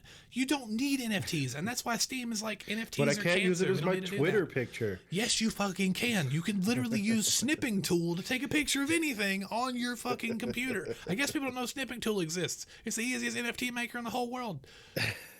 Bungly bum-bums, Jesus. Right-click save, my friend. Yeah, seriously. Right-click save. But yeah, okay, but you can't right-click save the Dota client, so you have to use Snipping Tool, but still. Also, speaking of that, I saw that Microsoft is like, when I opened Snipping Tool last night because I needed to take a screenshot of something, or a snap, I needed to grab an excerpt of a screenshot. Sure. It told me that Snipping Tool was going to be moving, and I was like, fucking better not. But I also saw that on the latest build of Xbox, they were actually talking about removing the ability to share your clips and stuff to Twitter. They were just going to remove it. And everyone was like, why the fuck would you do that? It's not taking away anything from the experience. And a lot of people use it to share stuff. I know I do. I'm sharing weird shit all the time that we get into. Because, like, apparently they just want it to make it more difficult. Like, hey, you have to put it on your phone, clip, upload the clip to your phone, and then log into the Xbox app, grab it from there, then put it on Twitter instead of just being like, share to Twitter. Which I have done. I used to have to do that on the Xbox game bar, and guess what? It's a pain in the ass. Also, the Xbox game bar gets on my fucking nerves. I have it disabled on our recording setup because it will pop up anytime somebody sends me. Every time I get an achievement, or anytime somebody sends me a friend request or anything, it pops up in the game and also on that. And so when I'm doing capturing through to where we're recording something and I get an achievement there, I hear the audio from the capture card, and then 5 seconds later, it pops up over here and says, "You got an achievement." I'm like, why are you telling somebody in my living room that like, if I was in my living room or someone's on his PC, why are you telling them? They don't need to know. I'm clearly over here doing this. Why are you doing that? So if that was on your speakers on your TV and that shit was like playing in there, someone's in there minding their own business, all of a sudden they just hear like the diamond achievement sound, and suddenly they are not watching Oprah anymore. They're trying to figure out what diamonds are popping up behind them out of the computer. Like, it's just dumb. That whole thing's dumb, so I've turned it off. Makes me mad, but I digress. NFTs, like the concept of like, if you were to do like CS:GO, where you get those gun skins and you can sell those to other players, like the thing with Diablo is a terrible idea, but there's some fundamental stuff I get it. Like, there's people with more money than time, and so that's fine. As long as it's other players selling it and the devs are getting a cut, it's not as big a deal to me as the devs selling a $500 sword and going, there's 3 of these. Yeah, that's where I have a problem. Well, at least it would be a legendary sword, not like a helmet with a number on it.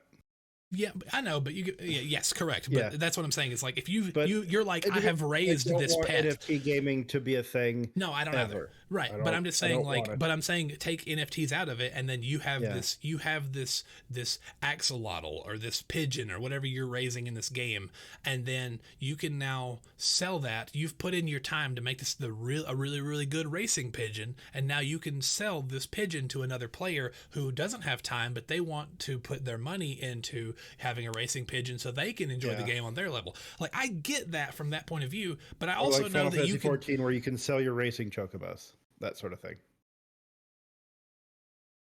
Can you do that? No, No, I'm saying if they implemented that sort of thing. You might. No, okay, so you might can. I'm not sure if you can, but you might can sell other players your breeding licenses. You might can do that. I'm not sure. If you have like a really good chocobo and you're like, well, I'll give you the rights to this. I don't know if you can. I don't know if they're market inhibited or not. But I do know that yes, if you could sell racing chocobos, that would be crazy. But you also have the stuff in game in Final Fantasy, right? That'd be like a whole other market for you. You'd be like, I'm a racing chocobo breeder now. I mean, I'm already that. I already have the chocobo breeder title. Like I do that show all the time. It's really great. I have like a Generation 4 racing chocobo that anytime I get together with friends, they're like, all right, let's all race. So you can kick our ass. And I'm like, why do you want me to race with you? They're like, because we love you. And I'm like, oh, I love you too. Anyway, get behind me, losers. Get behind me. I'm riding through. And then they all kick my ass. And then I'm just like, why am I here? I didn't win. I cry about it. Turns out my time investment didn't work out for me. They use their little items and stuff on you to like give you slow. And yeah. Well, the briars in that game are really busted. Like if someone catches you with the briars, it actually makes it where you lose, like, depending on how long you're in there, you just start hemorrhaging your stamina if you're next to someone who has briars. So if you can catch the front runner with briars by like wasting your boost to get up next to them as you activate the briars, you will burn so much of their stamina that they'll be in dead last. And that's what that's usually when I lose, is because they've literally all got the briar item and they all just get in a wall in front of me and they're like, go ahead, Wrath, pass us. And I'm like, I don't wanna. I won't, and you can't make me. Correct. I'm going to be last anyway, so last is where I will sit. Talking about PCs and performance and all that stuff, because we're moving on from the NFT stuff because it makes one puke. But why do they have to be axolotls? Axolotls are so cute. The only squishmallow that I have... That's why it had to be axolotl. The only squishmallow that I have is an axolotl, and it's adorable. Yeah. He sits on my nightstand. That's why they made it. They realized 8 weren't working, so here comes axolotls. But Nvidia is coming out with a new graphics card, the GeForce RTX 3090 Ti. It will cost $2,000, and it has a 9% performance boost above the 3090, which sounds great. How if you're shooting for the fences and you're building a new PC, I understand that. However, I ain't got that kind of fucking money, Chief. So unless they want to send me one and let me test it, then I won't be using one of those for a while. So Nvidia, I'd love to have one, but tell you what, you send me one, I'll install it, and it'll be awesome, and I'll tell you just how awesome it is. Until then, I can't help you. It'll be awesome, and hopefully my computer doesn't overheat. My computer should be fine. Yours, you would have to tack another computer onto it, because I think yours 100%. Yours is like a laptop with no. I think yours is like is it an on motherboard card? Yeah. That's usually laptops are, because they have to find ways to make it all fit. It's got to be smaller. So what else do we have? I'm sorry. So if it feels like I'm like spending too much time reading the news, I apologize, because we did this yesterday and I marked through all of it, and now I'm having to go back through and figure out what we have not talked about. Oh, here's a thing that's a flaming pile of garbage: Babylon's Fall. The game they apparently can't give away. Babylon's Fall had a free demo that came out, and it peaked at 30 players. Yeah. Because I'm guessing everyone who's going to give Babylon's Fall a chance has already done that. Yes. Last time I checked, now word of mouth has done the rest of the work, and we've already brought it out in the middle of the square and beat it to death with sticks. Yes.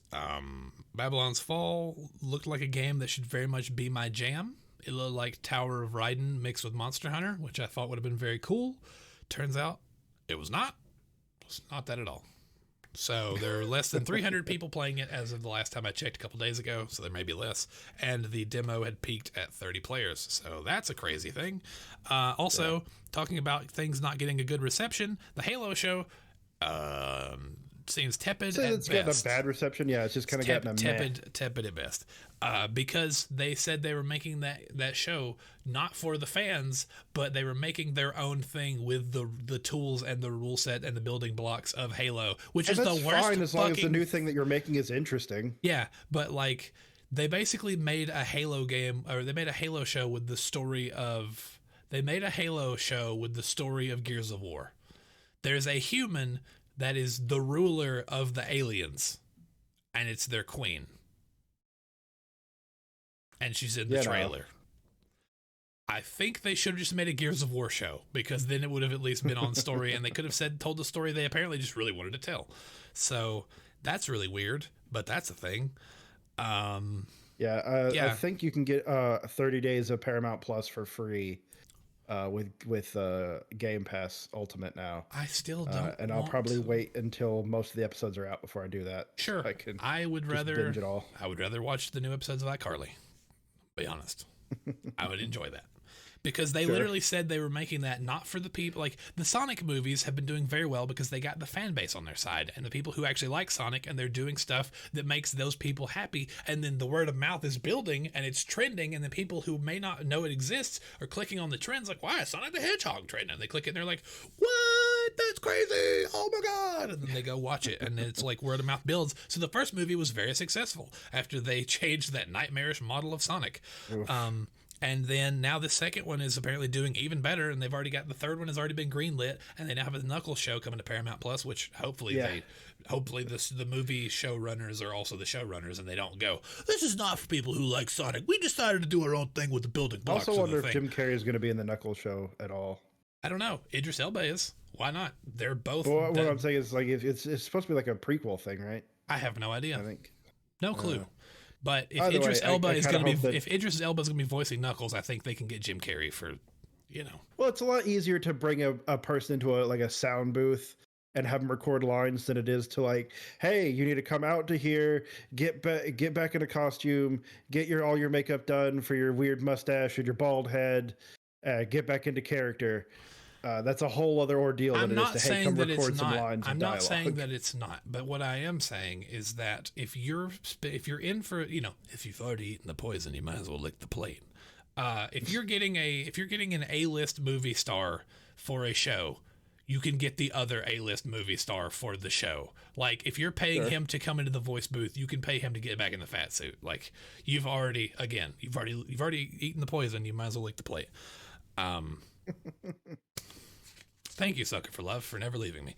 I will use that all the time. But I bring that up because I have high hopes for the Sonic. The Sonic cinematic universe seems to be going very well with or without Olive Garden, and they are going full blown '90s mascot with this, where they have fruit snacks, 100%. Breakfast cereal, shoes, music videos, the whole shebang. It's all real good. I want to eat it just so I can eat it. It will not be. I will go to say, the store and just get some Sonic the Hedgehog cereal. It will not be fruit snacks. It will not be the first time, or even the second time, that I have eaten Sonic the Hedgehog cereal in my life. I have done that quite a few times, and I have eaten Sonic O's when SpaghettiOs were Sonic branded. Remember that? I do. I'll never forget it. No. It was awesome. They literally had Sonic the Hedgehog SpaghettiOs, and the O's for the SpaghettiOs were the rings, and the meatballs were supposed to be in Sonic 1. Okay, deep cut. Sorry, old man talking here. In Sonic 1, the very first boss was Dr. Robotnik in his little pod, and he swung on a chain a ball, right? Sure. Those were the meatballs. Oh. See how fucking cool that is? People don't work things into things anymore. They're just like, I don't know, it's cornflakes, but it's got Master Chiefs on it. And you're like, oh, it's whatever. But like, they're like, no, this is even that. Now it's like, hey, follow our hashtag Master Chief. Yeah. Yeah, but I'm just saying, like, they'll be like, you can have a QR code of Master Chief, you can scan it, and he goes, I am Master Chief, and then that's the whole thing you got. But then you have stuff like that in the 90s. It was like crazy. Like, I think they still have Super Mario chicken noodle soup. I think it's still a thing to this day, because they also have like Disney Princess Campbell's soup. Yeah. But yeah, anyway, I see those cans sometimes. But I'm very excited because they should bring back Sonic O's, because they'll give me a reason to eat SpaghettiOs again, because I don't eat those because that sodium be strong, dog. There's a lot of sodium. You want enough sodium for 2 days? Eat a can of spaghetti. Oof, you ain't lying. Let's see. Harry Potter game. The Harry Potter game that everyone is dunking on because J.K. Rowling is a turf garbage. Is people were like, we heard that there are going to be microtransactions in this, and they were like, no, there's not. No. You could be like, no. You need to. No, it's fine. What are you doing? It's fine. Get that out of your mouth. Get that out of your mouth. What are you doing? Never do it. shut up. What are you doing? Yeah, like that. Yeah. So that they seem to very quickly get I that definitely out feel of like there. like the moment they saw any kind of mummerings, they're like, absolutely not, never. We don't need another reason for you people to hate us. It's please, Mr. Microtransaction was my father. That was not me. I am not him. Also, a new Ghostbusters game made by the people who made the Predator and the Friday the 13th game called Ghostbusters Spirits Unleashed is a 4v1, as far as I understand, a 4v1 multiplayer game that will have both Ernie Hudson and Dan Aykroyd playing their roles from whatever that new Ghostbusters Afterlife. movie that I have not seen yet but have high hopes for it being good are. Yeah. But apparently I found it to be quite an enjoyable movie. I like Ghostbusters. It's not without its issues, but I like I'd still watch it over Ghostbusters. Ghostbusters 2. I like or the 2016 Ghostbusters. Well, I guess we're gonna have to take control. Anyway, no, that movie is a bop. 2016 is a bad movie, but I will defend Ghostbusters 2.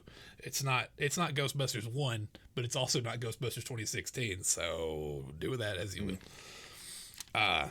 Too hot to handle, too cold to hold. Anyway. Yeah, those are some hot takes right there.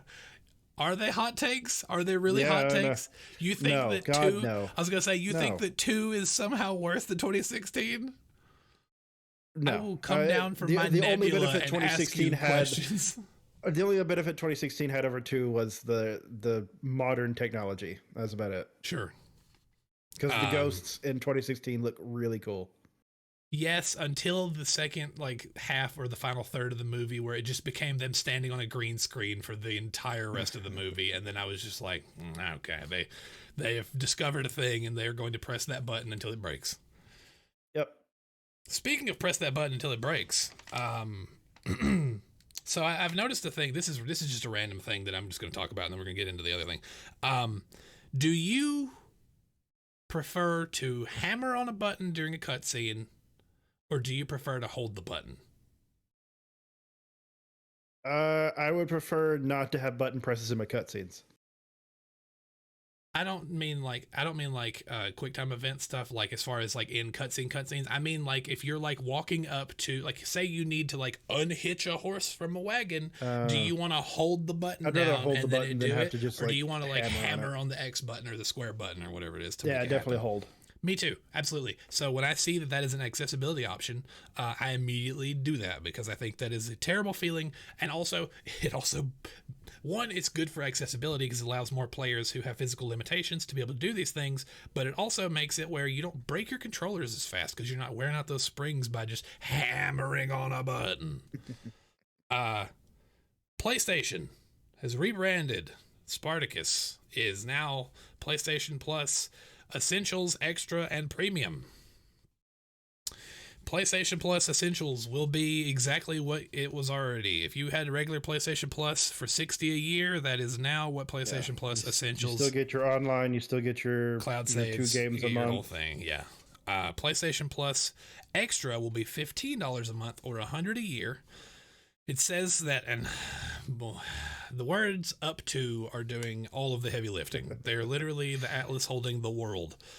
So the PlayStation Plus, the second version, that's going to basically be PS Plus and PlayStation Now combined, right? Yes. So it will have up to catalog and all that. Up to 400 PS4 and PS5 games.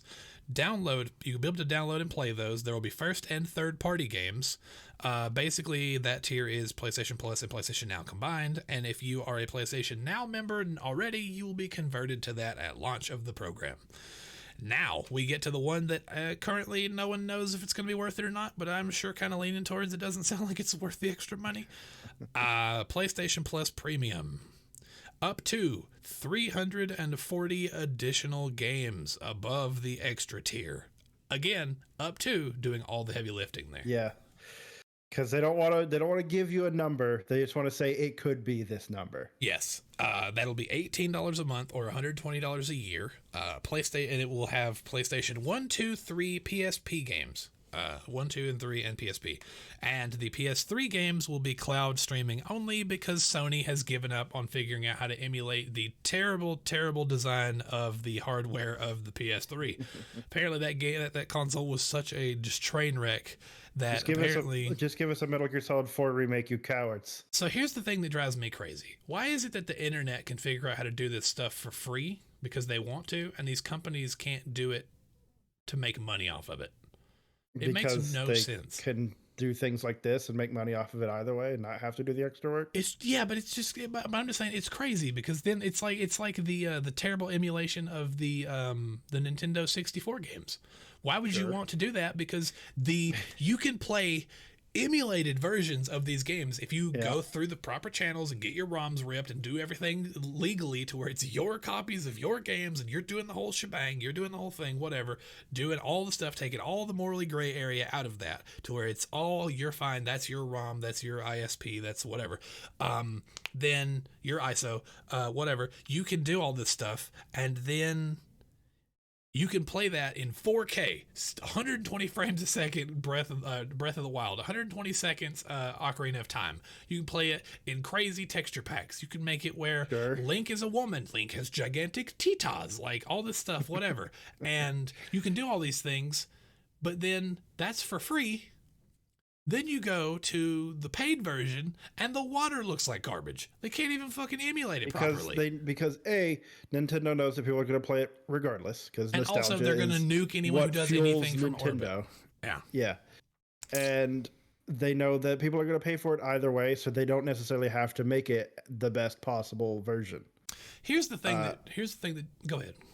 I'll because at the end of the day, Nintendo, they're going to always make weird decisions because that's how Nintendo works. They make weird Nintendo decisions. And also they know that for a lot of people, the whatever quality it comes out with, as long as it's the game they relatively remember, they're going to be like, oh my God, I have to play it. It's finally here and I can play it on my Switch. You mean I can play this on a plane? Hell yeah, I'm totally going to pay for this. Right. So, I mean, it's just like when they did the NES Classic and the SNES Classic and all that stuff. And then they were like, hey, we have these two separate consoles that we're only going to release for like a year, but we're also going to take the Wii virtual, like all the virtual console stuff down so you can never play those games again unless you own those old consoles and have downloaded it to the hard drive. It's just like on one hand, they want you to play their old games, but on their terms. And whatever and quality they deem and only the ones they want necessary. You to do. Yes, correct. Yeah. So, I mean, that's basically that. They know that they, as you put, can nuke everyone else from orbit who tries to put it out for a better version for free. So then you have to come back to old Uncle Nintendo. Did you see where someone has been working on this for quite a while? Someone has been rebuilding Ocarina of Time in its entirety from the ground up by taking out every single piece of copyrighted code and texture and objects out of Ocarina of Time and rebuilding every single asset from their own stuff to where there is now a PC port of Ocarina of Time that has nothing Nintendo made themselves. Someone literally remade the entire game. The only copyright I have is the name. That is the only way that people are finding ways to combat Nintendo being dumb for their projects. Is they're like, oh, there's none of your code in there. There's none of this in there. There's none of that. There's none of your proprietary stuff. That's not there. That's not there. That's not there. That's not there. Sorry. Oh, that's not there. That's not there. Oh, that's not there. But I mean, it is the thing. It's like Nintendo's probably the biggest. Dick in the park. I agree. Yeah. You're like, oh, we're enjoying having a good time. We love talking about your stuff. We love listening to your music. They're like, no listen to music. Only buy. And you're like, man. I mean, we can go back to the DMC stuff with YouTube where it comes with where Nintendo handed down their fucking rules specifically for their shit. If you remember, where you had to have that, you had to like email Nintendo specifically and have like the special Nintendo permissions. I remember that. And you had to give them like 30% of all your, or you got 30% of your own revenue, and they got the other 60 or some crazy shit like that. Yeah, and I remember that. And I remember how literally, and you may remember this, nobody covered Nintendo stuff. There was like 5 big YouTubers who covered it, and everybody else was like, "This is not worth my fucking time. A single video does not make enough money, let alone me to put all this stuff in here to make a third of the money I would have made because Nintendo go to Nintendo." Like everyone went, yeah, we're not doing Nintendo stuff anymore. Correct. All right, Nintendo. Yep. And so it Balls literally, in your court there, baby. So it literally just became that, and eventually they were just like, this is not working out for us. We're sitting here with all of these cool things and no one is playing them. And it's like, no one's talking about all the cool stuff we're doing. It's like, oh, maybe you're just paying for the time, dumbass. Like it literally just felt like, oh, we'll pay you an exposure. You're like, fucking, you're going to pay me exposure on my own channel? How the fuck does that work? Yeah. I'm paying myself for exposure. Yeah, that's nuts. But they're saying that tier of PlayStation will have 1, 2, 3 PSP. The stuff on the cloud will be PS3 only. There will be time-limited trials. We don't know what that means yet. That could mean that like it could be like the Xbox Gold free play days, or it could be it could be the EA thing or the Xbox thing. We don't know which one it is. Is it going to be you can play these for these 2 days and you can play these games for free as much as you want, or is it going to be you can play the first 2 hours and then pony up, fucker? Yeah, it is funny where they're like, hey, we're going to charge people $18 a month, but it's still not worth the money to do day-round releases because that's going to affect our cycle. Yeah, they called it it the luminous cycle or the lustrous cycle, something like that. They were just like, and if we do this, then it won't pay properly, and then we'll have to sacrifice on the quality. Yeah, of apparently they're like, hey, if we start giving you guys day one releases, our games are going to be absolute dog shit because apparently that's how that works. It's like, okay, sure. But it's not how that works, but okay. And then you look at day one releases that the Game Pass has been doing, you're like, yeah, you're absolutely. Yeah, Tunic's a terrible game. But Tunic is not terrible. I just hate the combat in Tunic. Tunic is a wonderful game. But I was being facetious about it. But it's just like, it just sounds like horse shit because they want all the money and they want it to wherever and whenever they can get it. Yes. Speaking of Tunic, Tunic is an incredible game for discovery, but I hate the combat in that game. And I'm glad there's a no-fail mode, and I kind of just want to sit down and just burn out the whole game. I kind of just want to play it, not ever lose, find all the secrets, go, that was really enjoyable, and then move on with my life because I only care about the secrets. The combat is not fun. So I'm glad they put that in there because I only want to find the pages of the manual and I want to find the secrets and then I want to move on. Accessibility, folks. It's important. Yeah, absolutely. I'm not handicapped, but I do think that a no-fail mode in a game that the combat sucks should be I'm handicapped time-wise. Sure, yeah, absolutely. I don't know. Okay, then me too. We all are in that regard.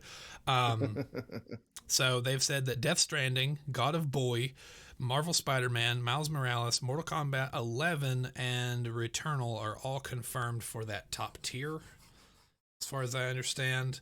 Like as far as demos or like that's games you can just download? Those are games played on that. Yeah, games that'll be in that tier, which those are all good games. Except for I haven't played Returnal, but it doesn't look like a game that I would enjoy. But Death Stranding is a game that I keep wanting to get back into and replaying, and I keep thinking about just restarting it for the channel because it's been so long since I've played it that I don't remember where I was. So I don't know if I should stream that and just turn the music off or what, because there are a lot.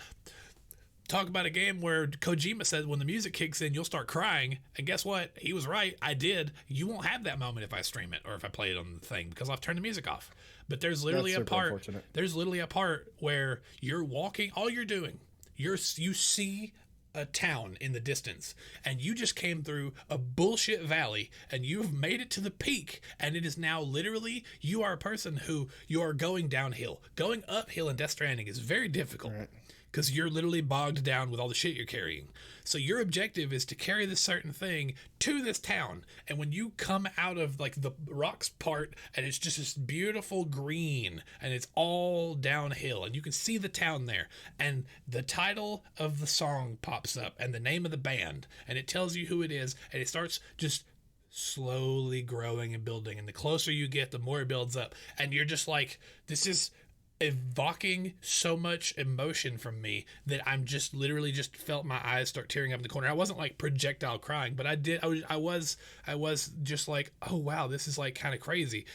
You won't get just that. like a beautiful moment, single man tier type deal. Right. Yeah. It was just like, wow, I've been through some bullshit and now the music is playing and I see my destination. And this was kind of a neat little thing that had no reason to evoke a response. It wasn't like I was carrying a dead body or anything. I was just doing a thing and going, and that just happened to have that reaction. And I was like, wow, that's crazy. But you wouldn't get that if you had to stream it, because then, well, whatever. But that's fine because I like the mailman part of that anyway. Let's see. I like being a UPS delivery man. Yeah, the game is super fun for that. Oh, okay, I know where we are. There was one new piece of news. I'm having to go through my own chicken scratch where I've chicken scratched out my chicken scratch. GTA Plus. We literally the other membership. They literally just replaced GTA Online with a new version of GTA Online that is on the new consoles only, and is awesome.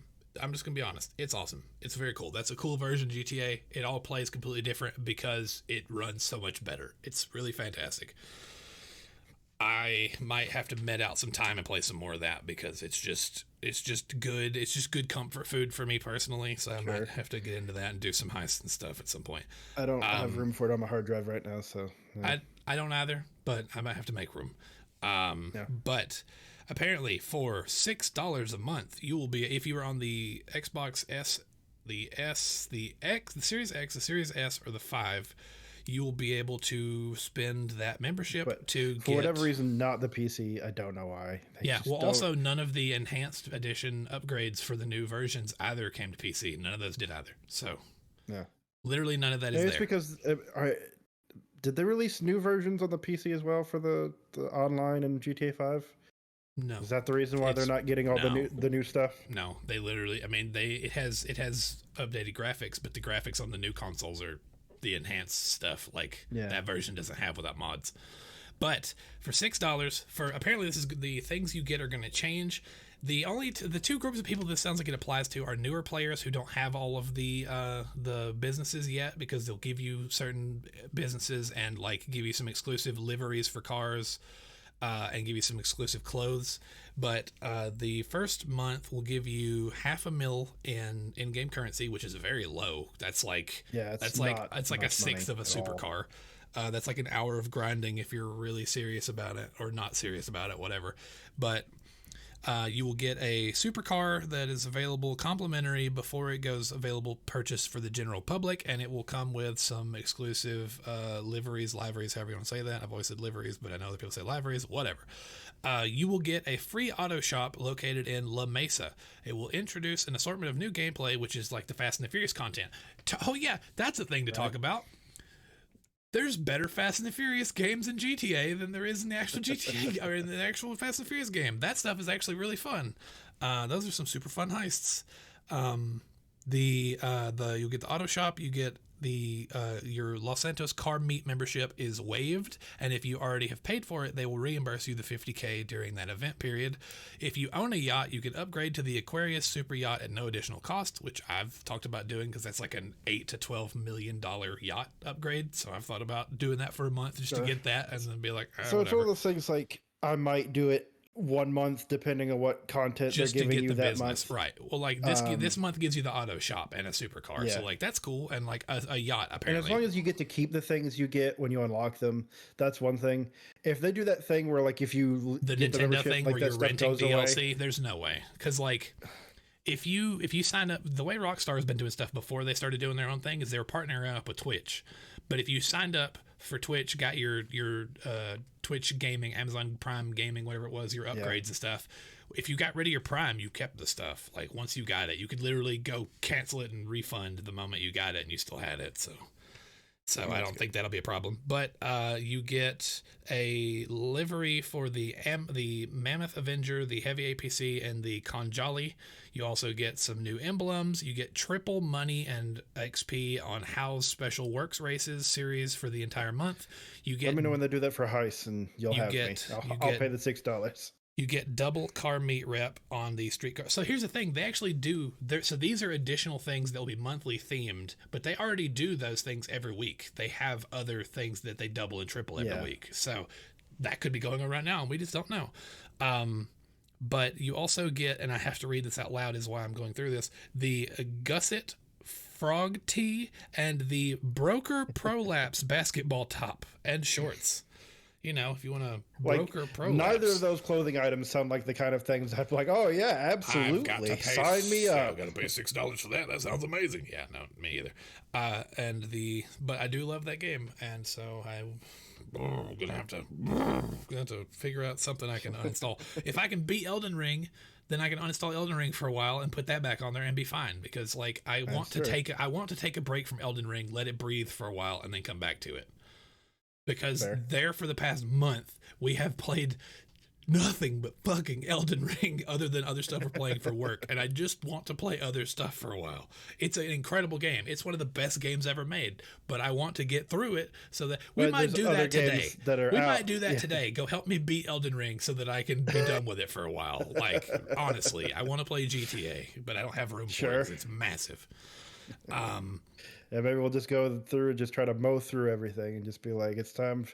It's Elden Ring. It's time to do it. So there's one thing. I just need to point this out because I just saw this on my phone because I had to pull up a thing. It's a news story that I found last night that I forgot to write down, but I remembered it.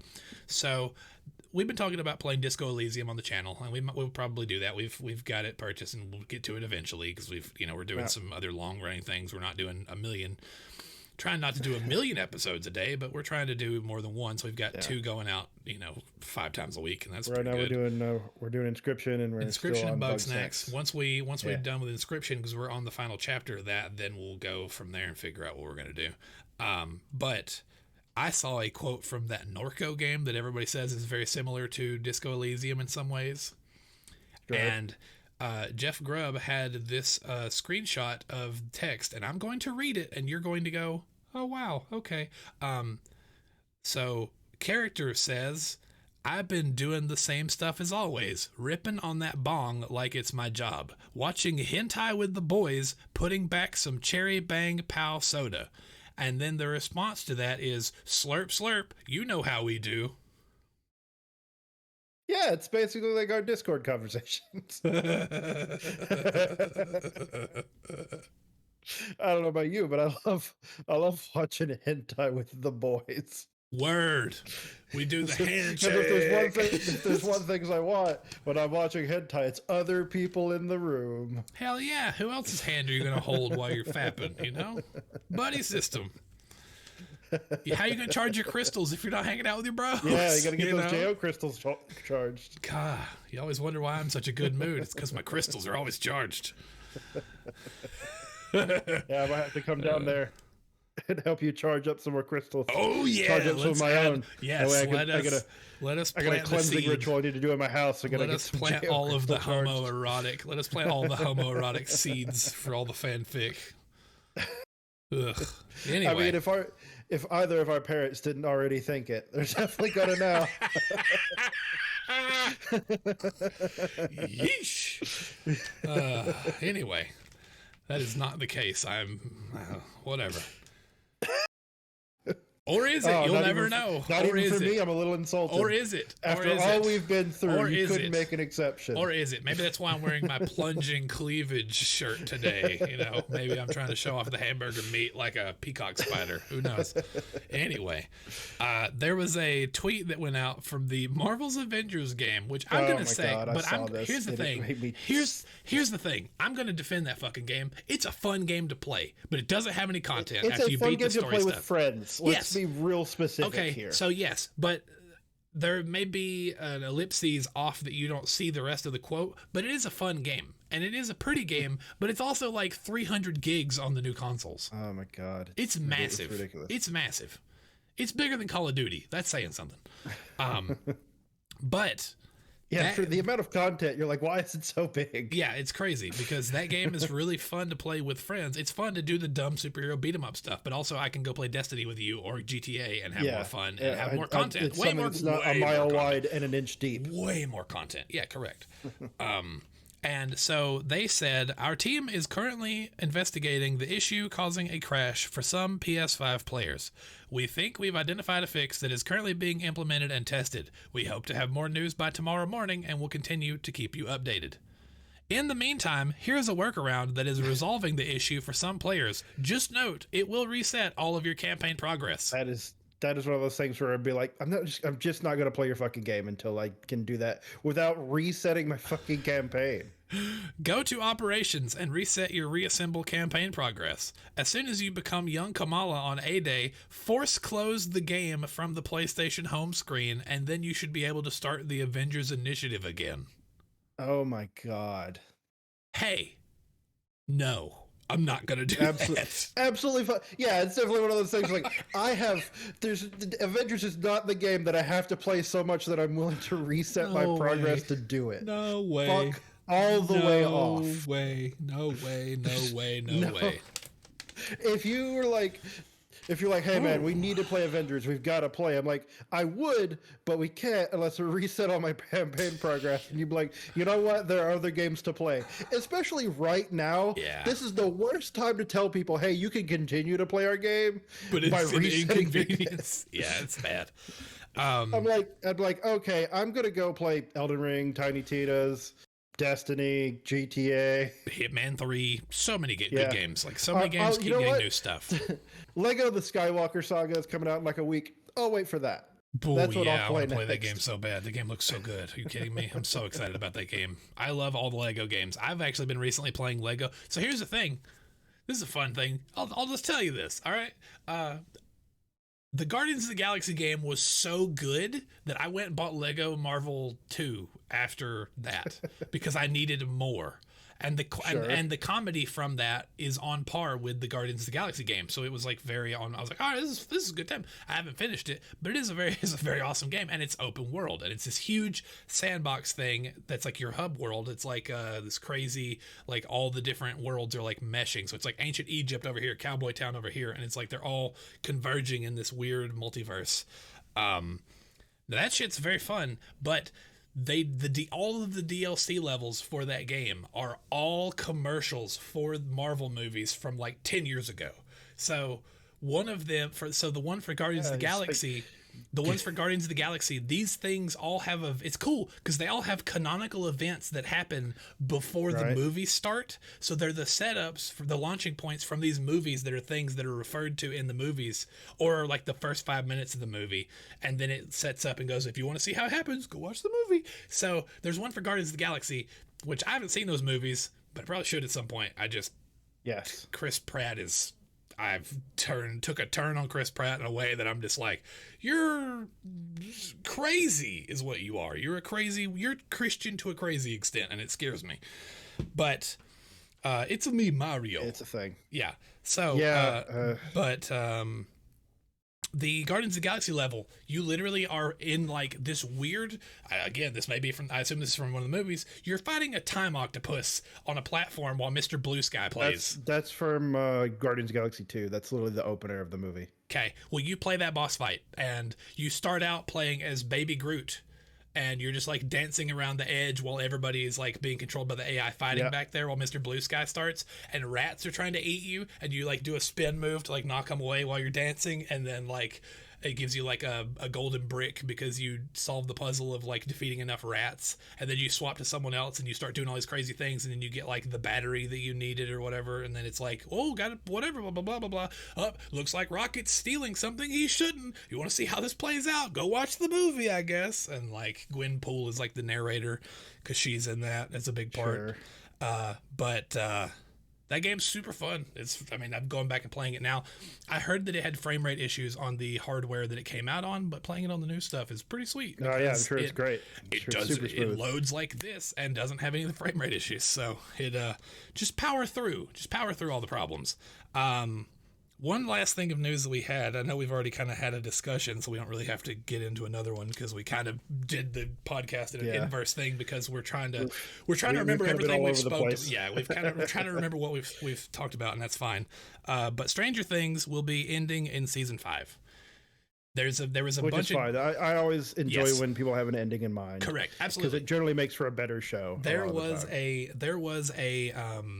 Stranger Things. There's a bunch of clickbait articles going around saying, "Oh, Stranger Things is canceled. Stranger Things is canceled," and they're like, "Yeah, it's canceled in season 5. It's being renewed up to season 5, and it'll be done then." And I'm like, they're literally like, "Hey, we are telling the story we want to tell, and in season 5, it'll be over." correct, and that's fine. I have no problem with that. Now, if you want to do the buddy cop adventures of Hopper, I'll watch it, but you don't have to. But I'll watch it.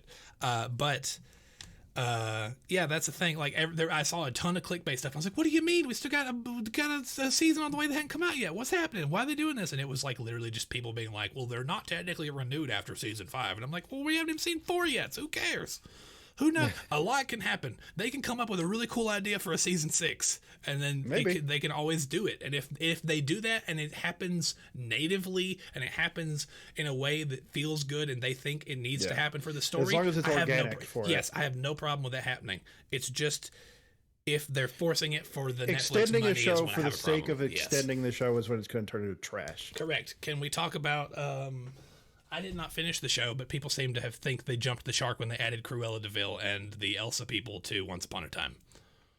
I've only ever seen like screenshots and like maybe a clip or two. I've never watched the show. I looked at it and I'm like, I have no interest in watching this. It was fun. I dated somebody at one point that was very into that show, and I really liked the Rumpelstiltskin character because he's like the Beast from Beauty and the Beast. He's also Rumpelstiltskin. I think he might have been the crocodile from Peter Pan as well. Like it was like a code name. Not he was actually a crocodile, but like a lot of these characters are these people in this town that don't have their memory of what they were in the fairy tale world are multiple characters in all of the different stories because they all are looked at it from a different perspective. That part of it is cool, but it is what it is. But if Stranger Things wants to end on 5 and it actually is good, then that's fine. Again, I don't want them to jump the shark or go out on a high note, go out on top, jump the mind flayer, as it were, whatever. But that's all I've got. We've already kind of talked about the DMCA stuff, and I know this one was, again, a little weird because we were trying to remember what we talked about already for 2 hours yesterday, and we're having to do it again. So and it kind of feels like you're repeating yourself after a while. Yes, so trying to add supplemental stuff to that and trying to take the conversation in new ways. So if this episode seemed really weird, it was because we're doing it a second time to make it right. So... thank you so much for watching. I have been Dead Action Jones. I've been Joe Zombie. We are still standing. We are very thankful that you are here with us. Thank you for listening. We will see you soon. We've got videos coming out 2 times every day, Monday through Friday. We don't have anything on Saturday or Sunday. Maybe at some point we'll go to like 1 video on the weekend just to have people who like that stuff going, because we did put out Tiny Tina's last Saturday and it did really well. So maybe, but that, again, I would like to get our current pipeline ahead before we get there. And until then, next time. Bye.